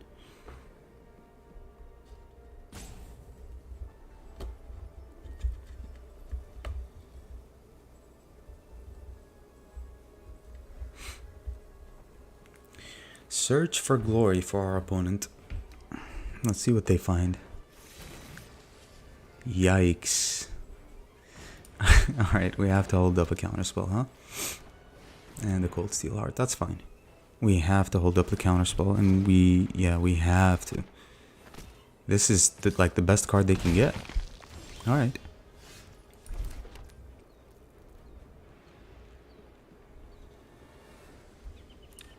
Alright, so step 1, assemble the team. Let's see what we get. Oh my god, Avacyn. We need a discard spell though, right? So this is what we got. Alright, Growth Spiral, Stick Fingers, Bind to Secrecy. Bind to Secrecy, huh? We have black and we have blue for a Bind to Secrecy. And that allows us to... Man, but... Okay. Void Rand... Big turn, yeah, big turn. Alright, I'm gonna take the Bind to Secrecy, guys. Like, can't be spending 3 mana on a counterspell. And although Avacyn is so good, but we just can't cast Avacyn. We can't find a discard spell. So, for me, it's gotta be the Bind to Secrecy. They might have a Farewell too. This just leaves us with a lot, right? We can even bounce the counter through Kogla, so we need as little mana for counterspell as possible. Kill the Mind Stone, I think, because they can draw off of it. We already have access to mana, so... Alright, so we have... Yeah, we're passing here. We are passing here. So we can counter a Blood on the Snow, a Farewell, Liliana. There's a lot we can do. And we can counter their commander as well.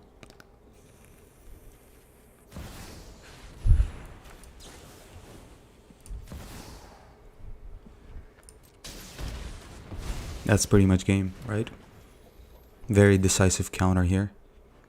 I could have kept the wash away, but there was nothing else for me to get that was intriguing. Alright. How much mana do we have? 1, 2, 3, 4, 5, 6, 7, 8. We can draw a card.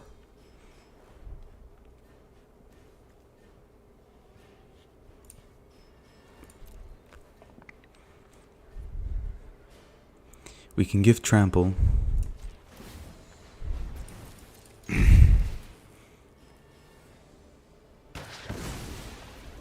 Giving trample seems good. Let's just deal as much damage as possible. Alright, they're down to 2. So we have 1, 2, 3, 4. 1, 2, 3, 4. We can draw a card and hold up a counterspell. This requires 2 blue, which we have. And that's all we have, which is 2 blue, so we can't draw a card. Okay. And that's game.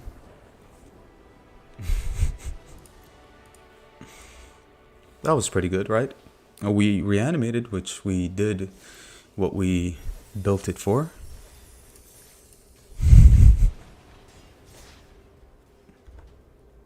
So, yeah. We're up against Jadar, which should be really, really fast, right? We don't have this card, again. We don't have nothing with this hand. How long you been playing MTG? Seem to be old head, got knowledge like 1, 2. I've been playing for years. I've been playing this game for years. I took a long break, but... So we lose this game if we don't find the land. Alright. But yeah, I've been playing for... Our deck performed well. Yeah, our deck has been, you know, we lost a game, but... We won a game, so that's something, right? So what's more important for us? We have green, black. We need white, right? Since we're playing against Jadar. We drew a black source. Alright, so this is a game here. We don't have blue, unfortunately, but it's okay. We have nothing to discard so far. It's flexible from trample to reanimate. I agree. Kenrith is the real deal. Alright, we drew our blue source, but this is the turn where we cultivate for sure. This helps us get our red source. And another blue, another black, or green. Let's look at our deck real quick. Another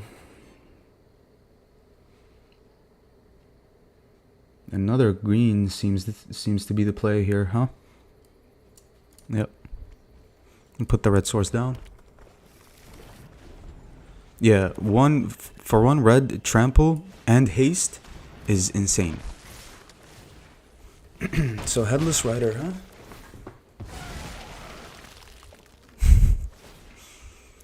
Yikes. Alright, so that's a pretty good card against a board wipe here. Which we currently do not have, and we don't have a creature to reanimate, huh? Let's get the blue source down. I mean, we can draw this card. Blue, black. And then Cathartic Pirate's still online. We can kill the Headless Rider. So that we can prep for a board wipe. We're definitely going to kill the Headless Rider here. Let's draw first. Blue, black. Let's see what we get. Creature, hopefully. Nope. Sure. Alright. Because that's an anti-board wipe card, right?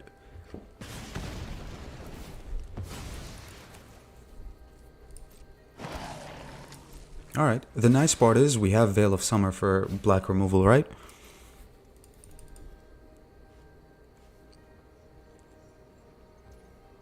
Okay. So they might play Shieldred, which is why I saved Riveteer's Charm or something for 4 mana. That's kind of insane. But they pass again. Sure. That's better for me. We need to make sure we have Veil of Summer. We do. Okay. Run out Kenrith even though we don't have a creature. Doomblade. They might have, but it doesn't seem like they have instant speed removal, at least. So, and even if they remove the Kenrith, we can replay Kenrith, right? Yeah, that's okay.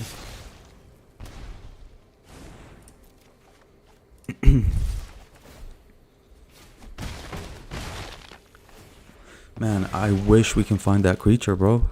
We're struggling with creatures.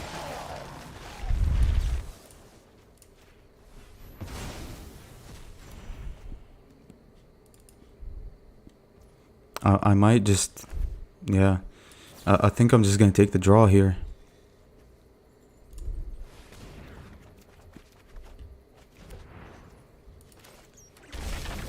We should have done it during their turn too. Awful.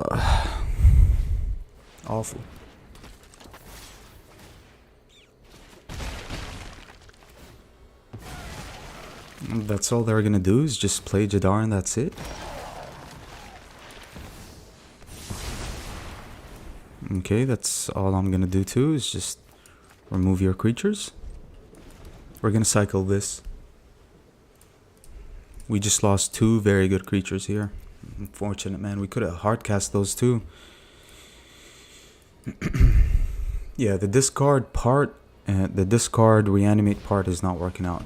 This is why you don't see it a lot. What's in their hand, bro? We have 2 white for Avacyn.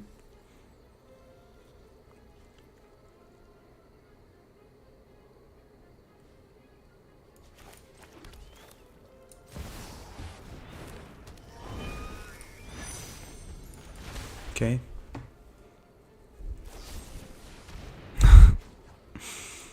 Alright, expected.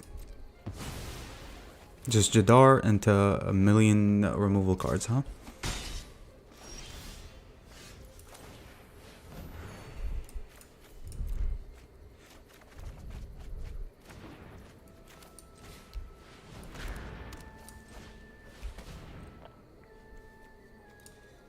Okay. We need one more white source for Avacyn, and they use their Nyx Lotus is fine.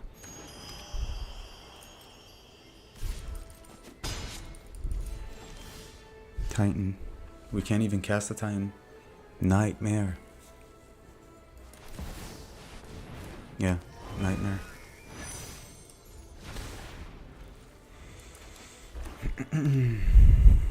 Okay.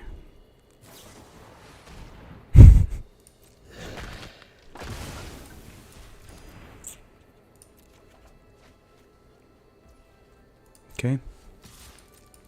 And we need to get Avacyn out.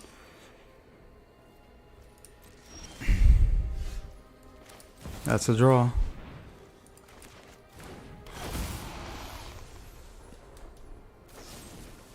Sure.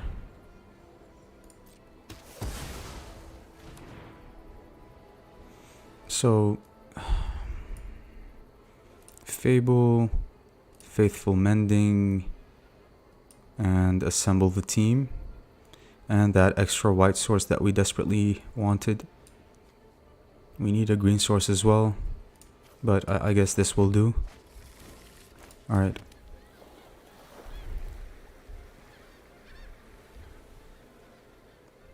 We can probably survive, right? Caged Sun.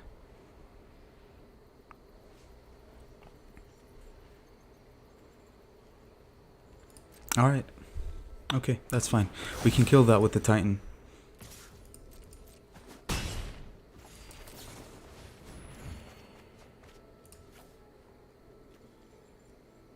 Hardcast Avacyn? No.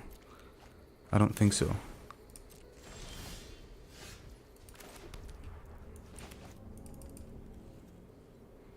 So that's 10 mana, right? 1, 2, 3, 4, 5, 6, 7, 8, 9, 10, 11, 12, 13. We have 13 mana. We can stall for a bit, I think. Let's assemble the team. Tough game, but it should be okay. We're gonna try to find a reanimator here, which we did. And Avacyn should take over the game, right? Because it's black-based removal. How are they gonna remove Avacyn without sacrifice? Uh, yeah, they need like all right, so this is pretty good, right? These are all good finds here. I'm gonna take the graveyard shift. It's fine. We can flip this around, I think.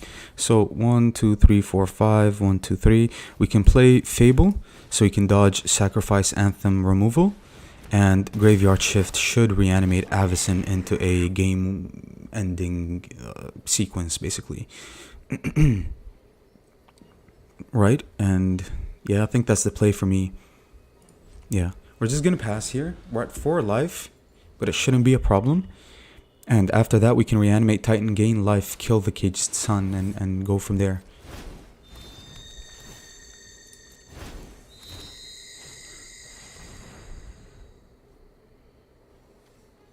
This should be okay. Yeah, okay.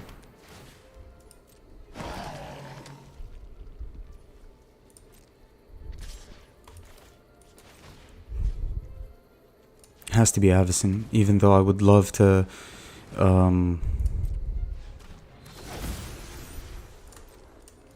reanimate Atroxa to gain life, but we can get Atroxa later, right? So Avacyn can protect our Kenrith and protect all of our permanents from removal, and I wanted the Fable down just in case they had any Sacrifice Anthem, right? They might have Graveyard Hate here, but it should be okay. I think we can easily flip this game around. But man, our Kenrith costs so much. Oh, they're reanimating my Atroxa. Yikes.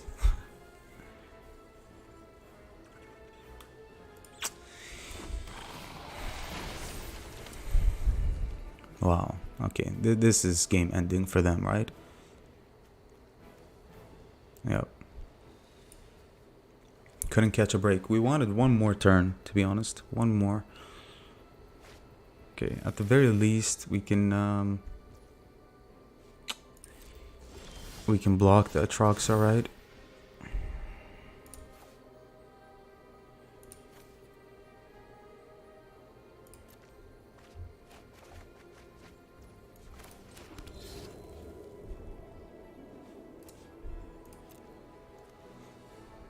One, 2, 3, 4, 5, 6, 7, 8, 9, 10, 11. 1, 2, 3.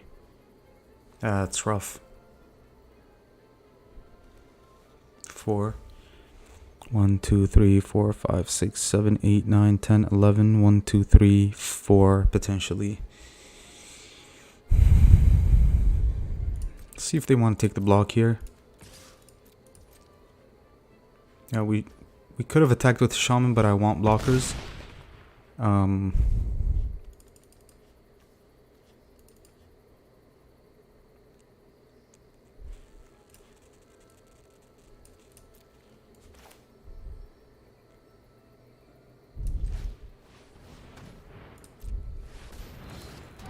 Alright, Kogla fights. Unfortunately, this is a 9-9.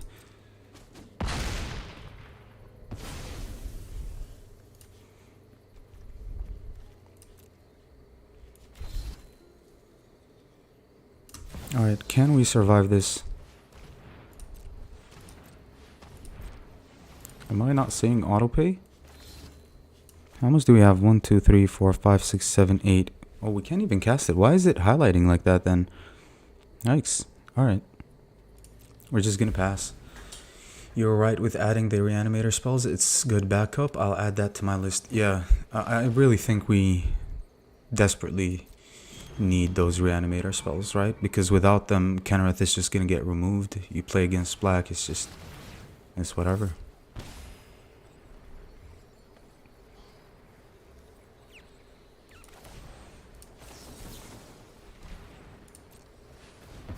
Okay, we can't have that resolve. They can just go around us.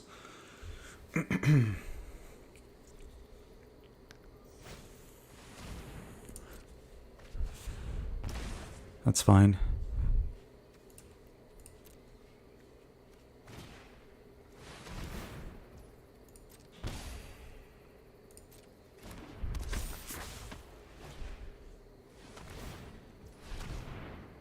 Yikes. Alright. They can end the game this way, I think. So I'm just gonna flash back the mending.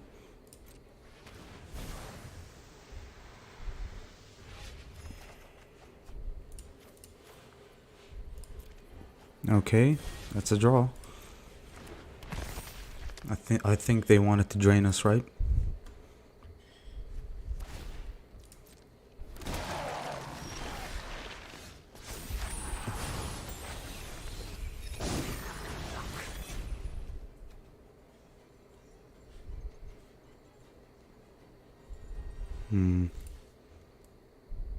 This is interesting though. We can get back our Titan and gain life.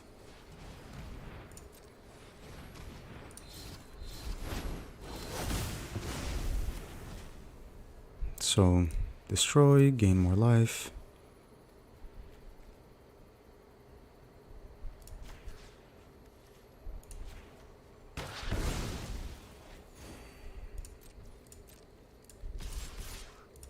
Use attack.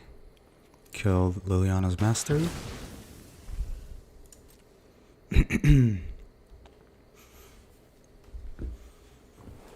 I think Avison can certainly win the game for us. They block Kobla. Okay, they lose Atroxa. Thank you. They don't want to take a lot of damage. We're up to 15 again, so we're finally catching the break that we wanted. Destroy all creatures? Friend. Thank you.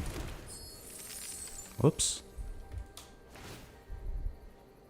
Everything has indestructible thanks to Avison. I truly think against black, Avison has to be the way. Yeah, game. They can't do anything about Avison no more. She herself has indestructible and she gives indestructible to everything we have. So it's just a matter of time before we take over. No matter how much removal they have. So GG's. Wow. What a close game against mono black, huh? Slow, but we got there. The best card in the deck has certainly been the tutor card. Let's play one more before I call it a night.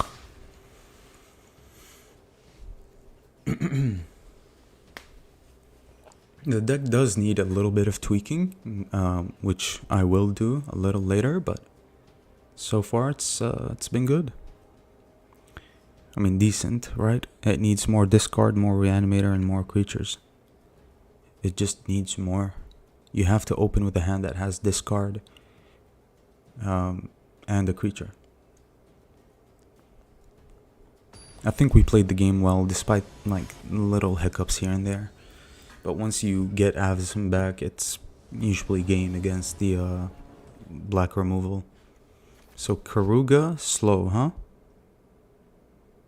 Very slow. And Rashimi. What does this do? Whenever you cast your first spell, each turn reveal cast it without paying its mana cost. Spell a lesser mana value. If you don't cast it, put it into your hand. Interesting. We're just missing a creature again. Yeah. We're missing a creature, but this is a good hand, no? We're missing ramp too. So yeah, there's just a lot of things for a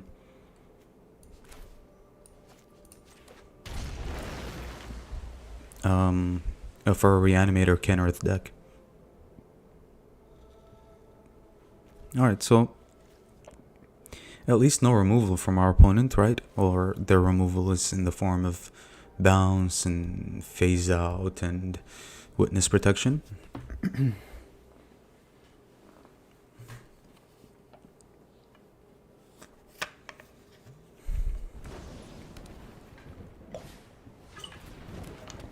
That's a good card. Alright, we drew the creature to discard, which is good. Okay, turn 2 discard. Maybe turn 5 reanimate here. Razakath is a good target. Pay 2 life, search our library for a card. 8/8 for 8 mana. Ooh, nice. So our opponent is ramping, drawing a card, and gaining a life.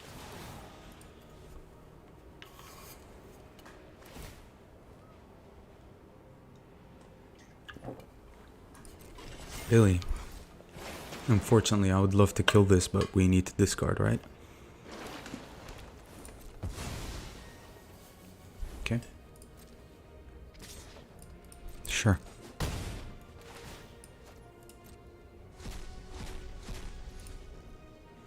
Yikes.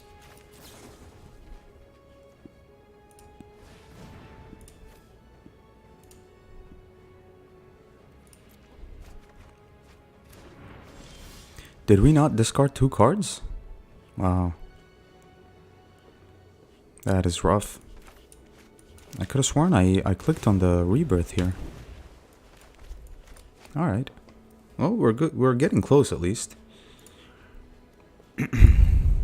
Razaketh can search for more targets for us to either cast or discard. But we're not ramping, which is quite awful.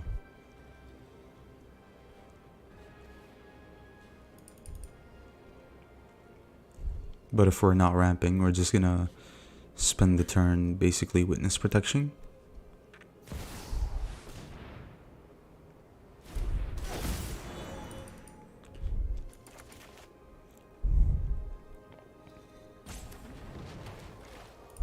Alright, they're gonna keep exiling cards from the top of our library, which is quite annoying. Golos, and they got land. Alright, so we need a discard spell now, which they took.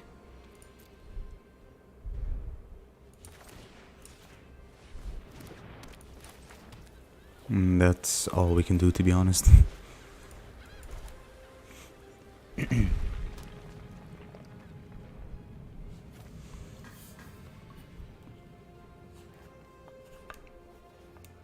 Let's not forget that they might have counterspells here.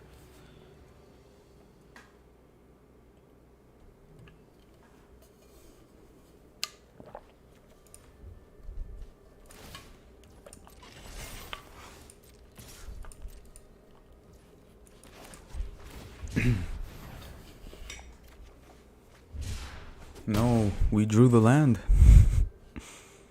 Alright, they exiled 3 lands. That's good for us, right? That betters our draw.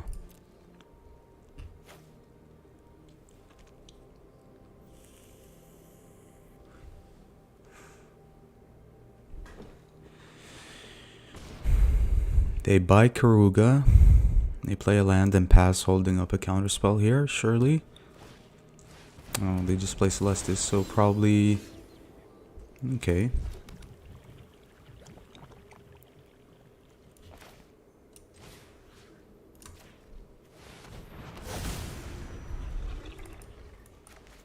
Okay. If Razaketh stays around, we can probably search for a discard spell, which could be good.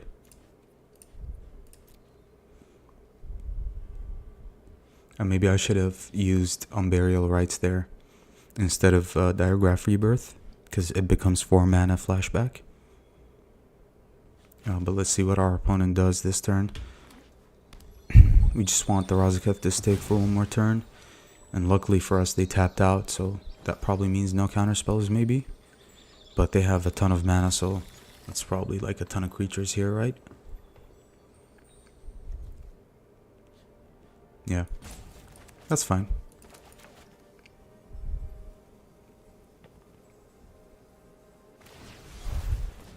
The Seiju on Witness Protection. Nice.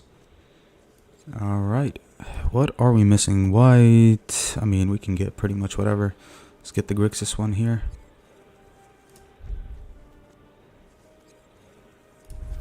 Yeah. Let's get one with the white source here and the green source. Turn Timber Symbiosis. We got a land. Let's see what they hit with the Symbiosis here.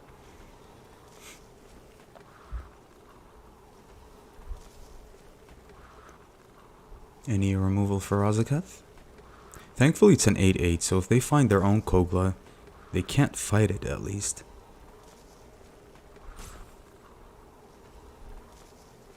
But maybe they can find a creature that can bounce or tap or something. But even if they tap, it's fine.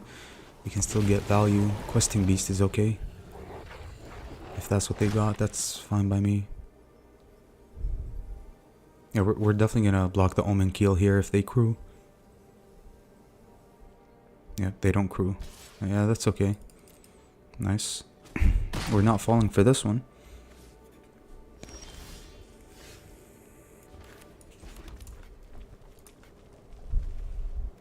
How come we can't pay life? Oh, we have to sacrifice a creature. Okay. I mean, we can just hard cast the Troxa. They're fully tapped out. Okay. I'll take this. We get a land, lightning bolt, old stick fingers. I'll definitely be taking here. Since we have the mana for it, I'll take Celestis. And probably a land here, right? A white source maybe? Or a tap land. Probably a tap land here. Okay.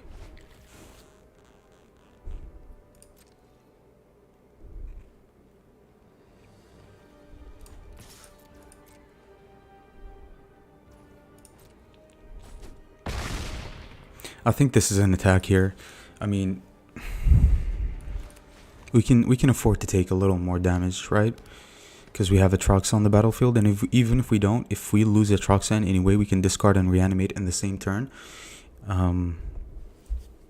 But maybe, I mean, do we need the Kenrith? Not really. We need the Kenrith for haste. So maybe next turn can be a pretty big turn, right? We cast an old stick fingers, and we reanimate something big. Hopefully we get something good with the old stick fingers here. Hopefully, well, they got Golos, right? So we don't have to worry about that, or getting that. The only thing we have to worry about is the Scarab God getting put into the graveyard. Karuga, okay. Oh, yikes. Discover the Formula is pretty good. They draw 3 cards. Because they have Celestis, Questing Beast, or each permanent. Yeah. That's fine.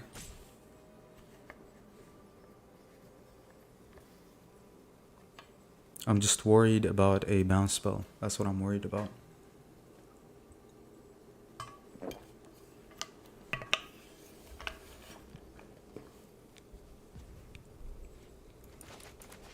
So we need a bunch of mana to reanimate, huh? 1, 2, 3, 4, 5.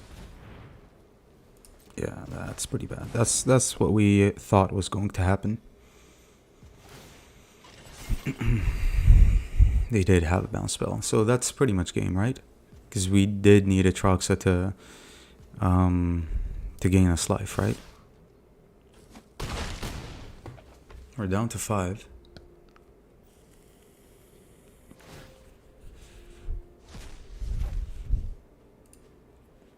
We got our Mystical Dispute. Painful.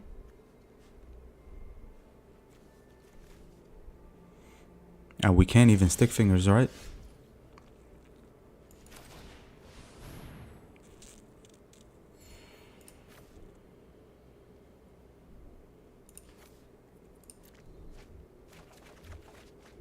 Okay.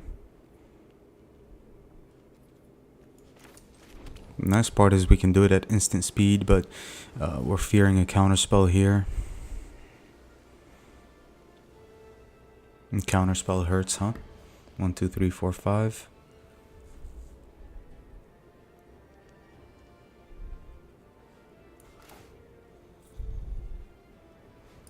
One, two, three, 1, 2, 3, 4. Yeah. But getting a Troxa again on at instant speed, that gives us a bunch of options, but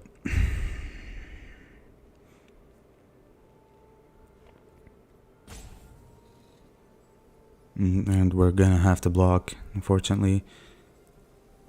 Is this a pass? 6.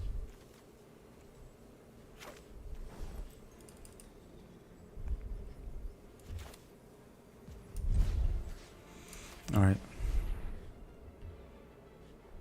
Yeah, they do have something here.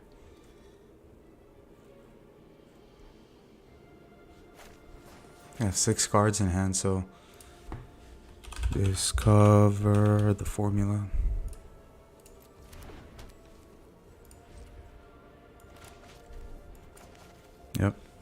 Deck is slow, and it's mainly because we didn't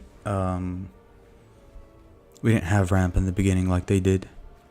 We have a bunch of our lands, but that's fine.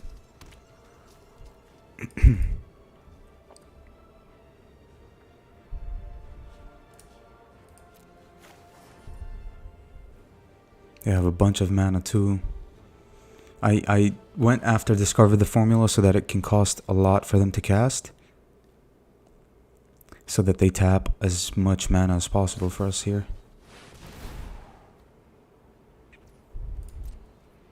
Take action. Yeah, draw a card. It's a Lantern. You get a Plaza of Heroes. That's fine. They already hit their land drop, so that leaves them with 2 mana. A potential counterspell here can hurt. 1, 2, 3, 4, 5. Colossal Sky Turtle to bounce. If we Tameo Safekeeping, we gain life.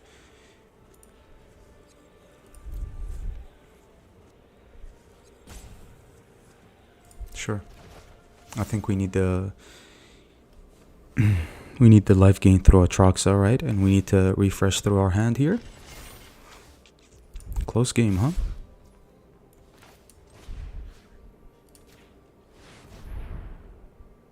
No, they have Pact of Negation?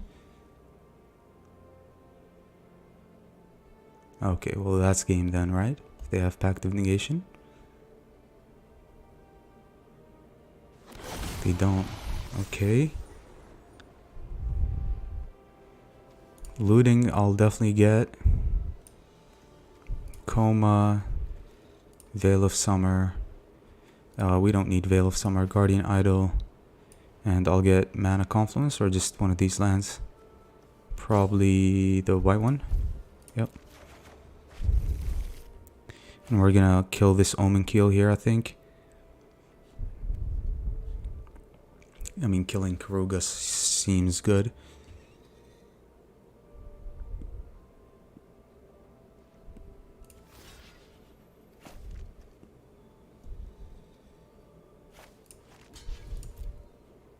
Let's just kill this Omen Keel.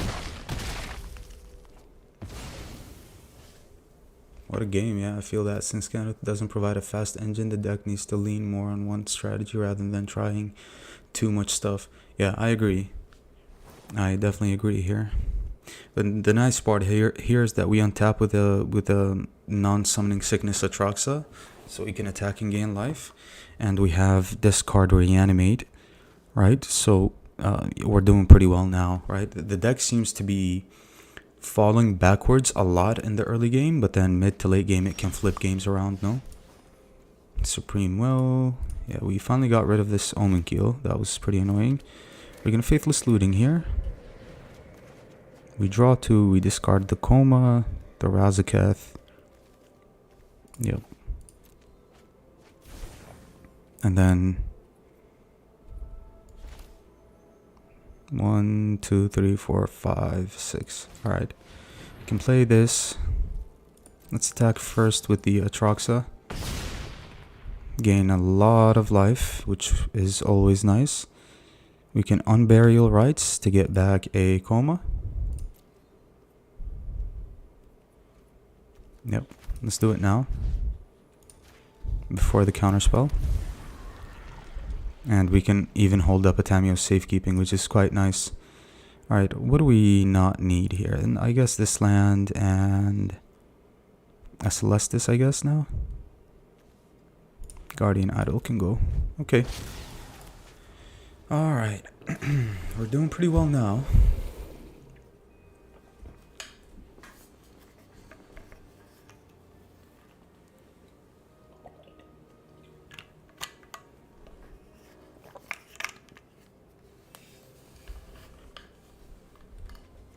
Alright, how do they kill us? That's the question. They have 8 cards in hand to our 7, right? Atraxa has been a crazy creature here. Alright, they probably bounced the Atraxa, which is fine. We still have more discard within Prismari Command.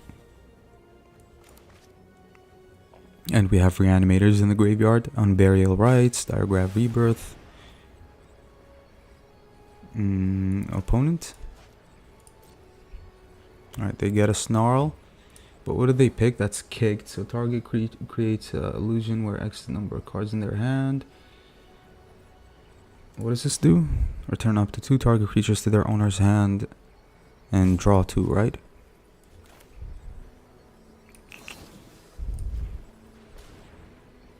See if they have a counter spell for Tamiyo's safekeeping.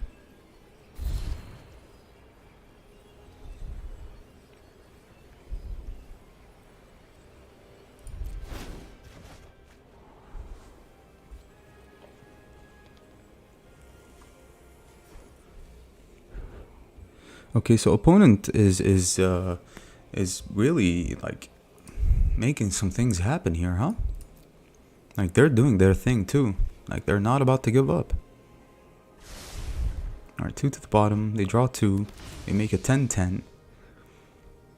But this now has indestructible, so they can't really attack into it.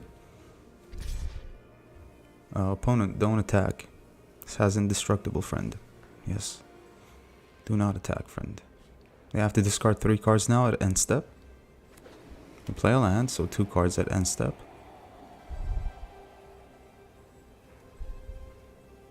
Let's see what they discard.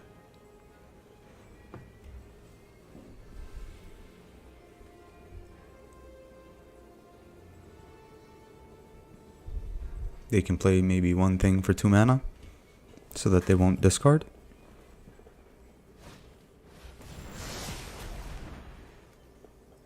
Bounty of the Deep. They still have to discard 3 cards, so I don't know if that was the right play, but that's good.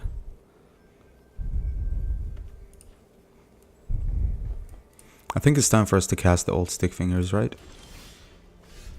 Discarded relic. That's fine. Alright, I think step 1. No, actually, let's cast stick fingers for 3. 1, 2, 1, 2, 3, 1, 2, 3, 4, 5, 6. Yeah, for 3.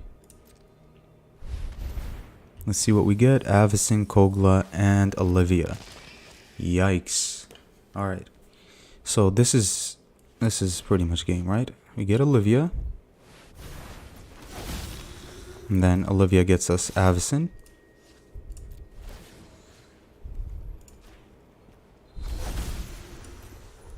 And that's game. That's wow.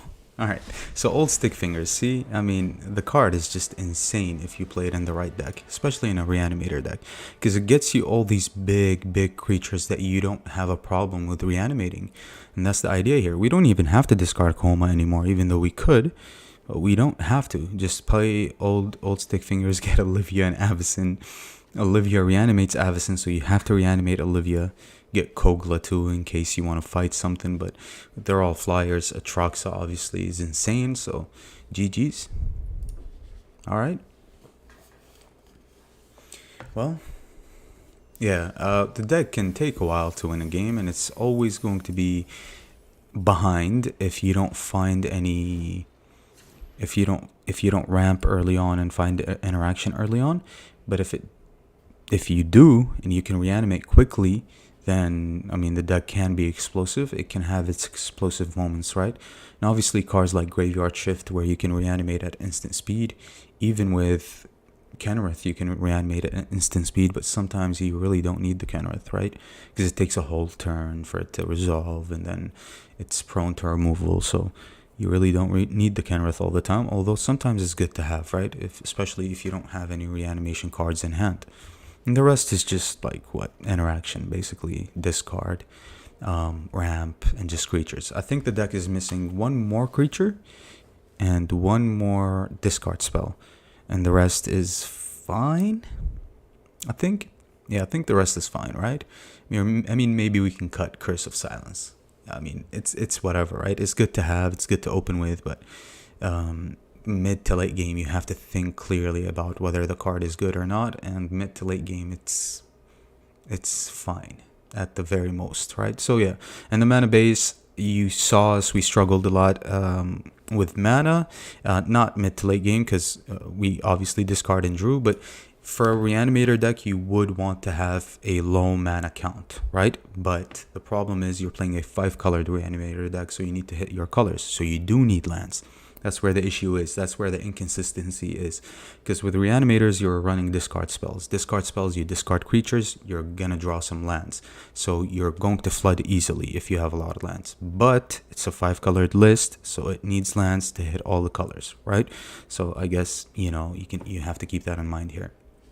I love the list. I'm going to tweak it here and there, and then maybe show you the list, or maybe even feature it on the channel soon. So yeah, with that being said, that does it for me for today's stream. I hope you guys enjoyed the stream so far. It's been very fun having you. It's been very fun. We tried standard, historic brawl. Took me a while to make the deck, but GG's to all our opponents. And thank you guys for sticking by and watching the stream. It's been very fun. And I'll say goodbye, and I'll see you later with another stream. Okay? Bye, everyone.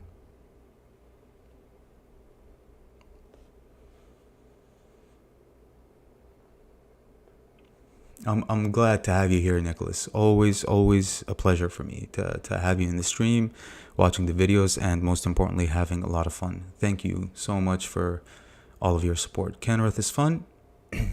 Thank you guys a lot, and I'll see you guys later, okay?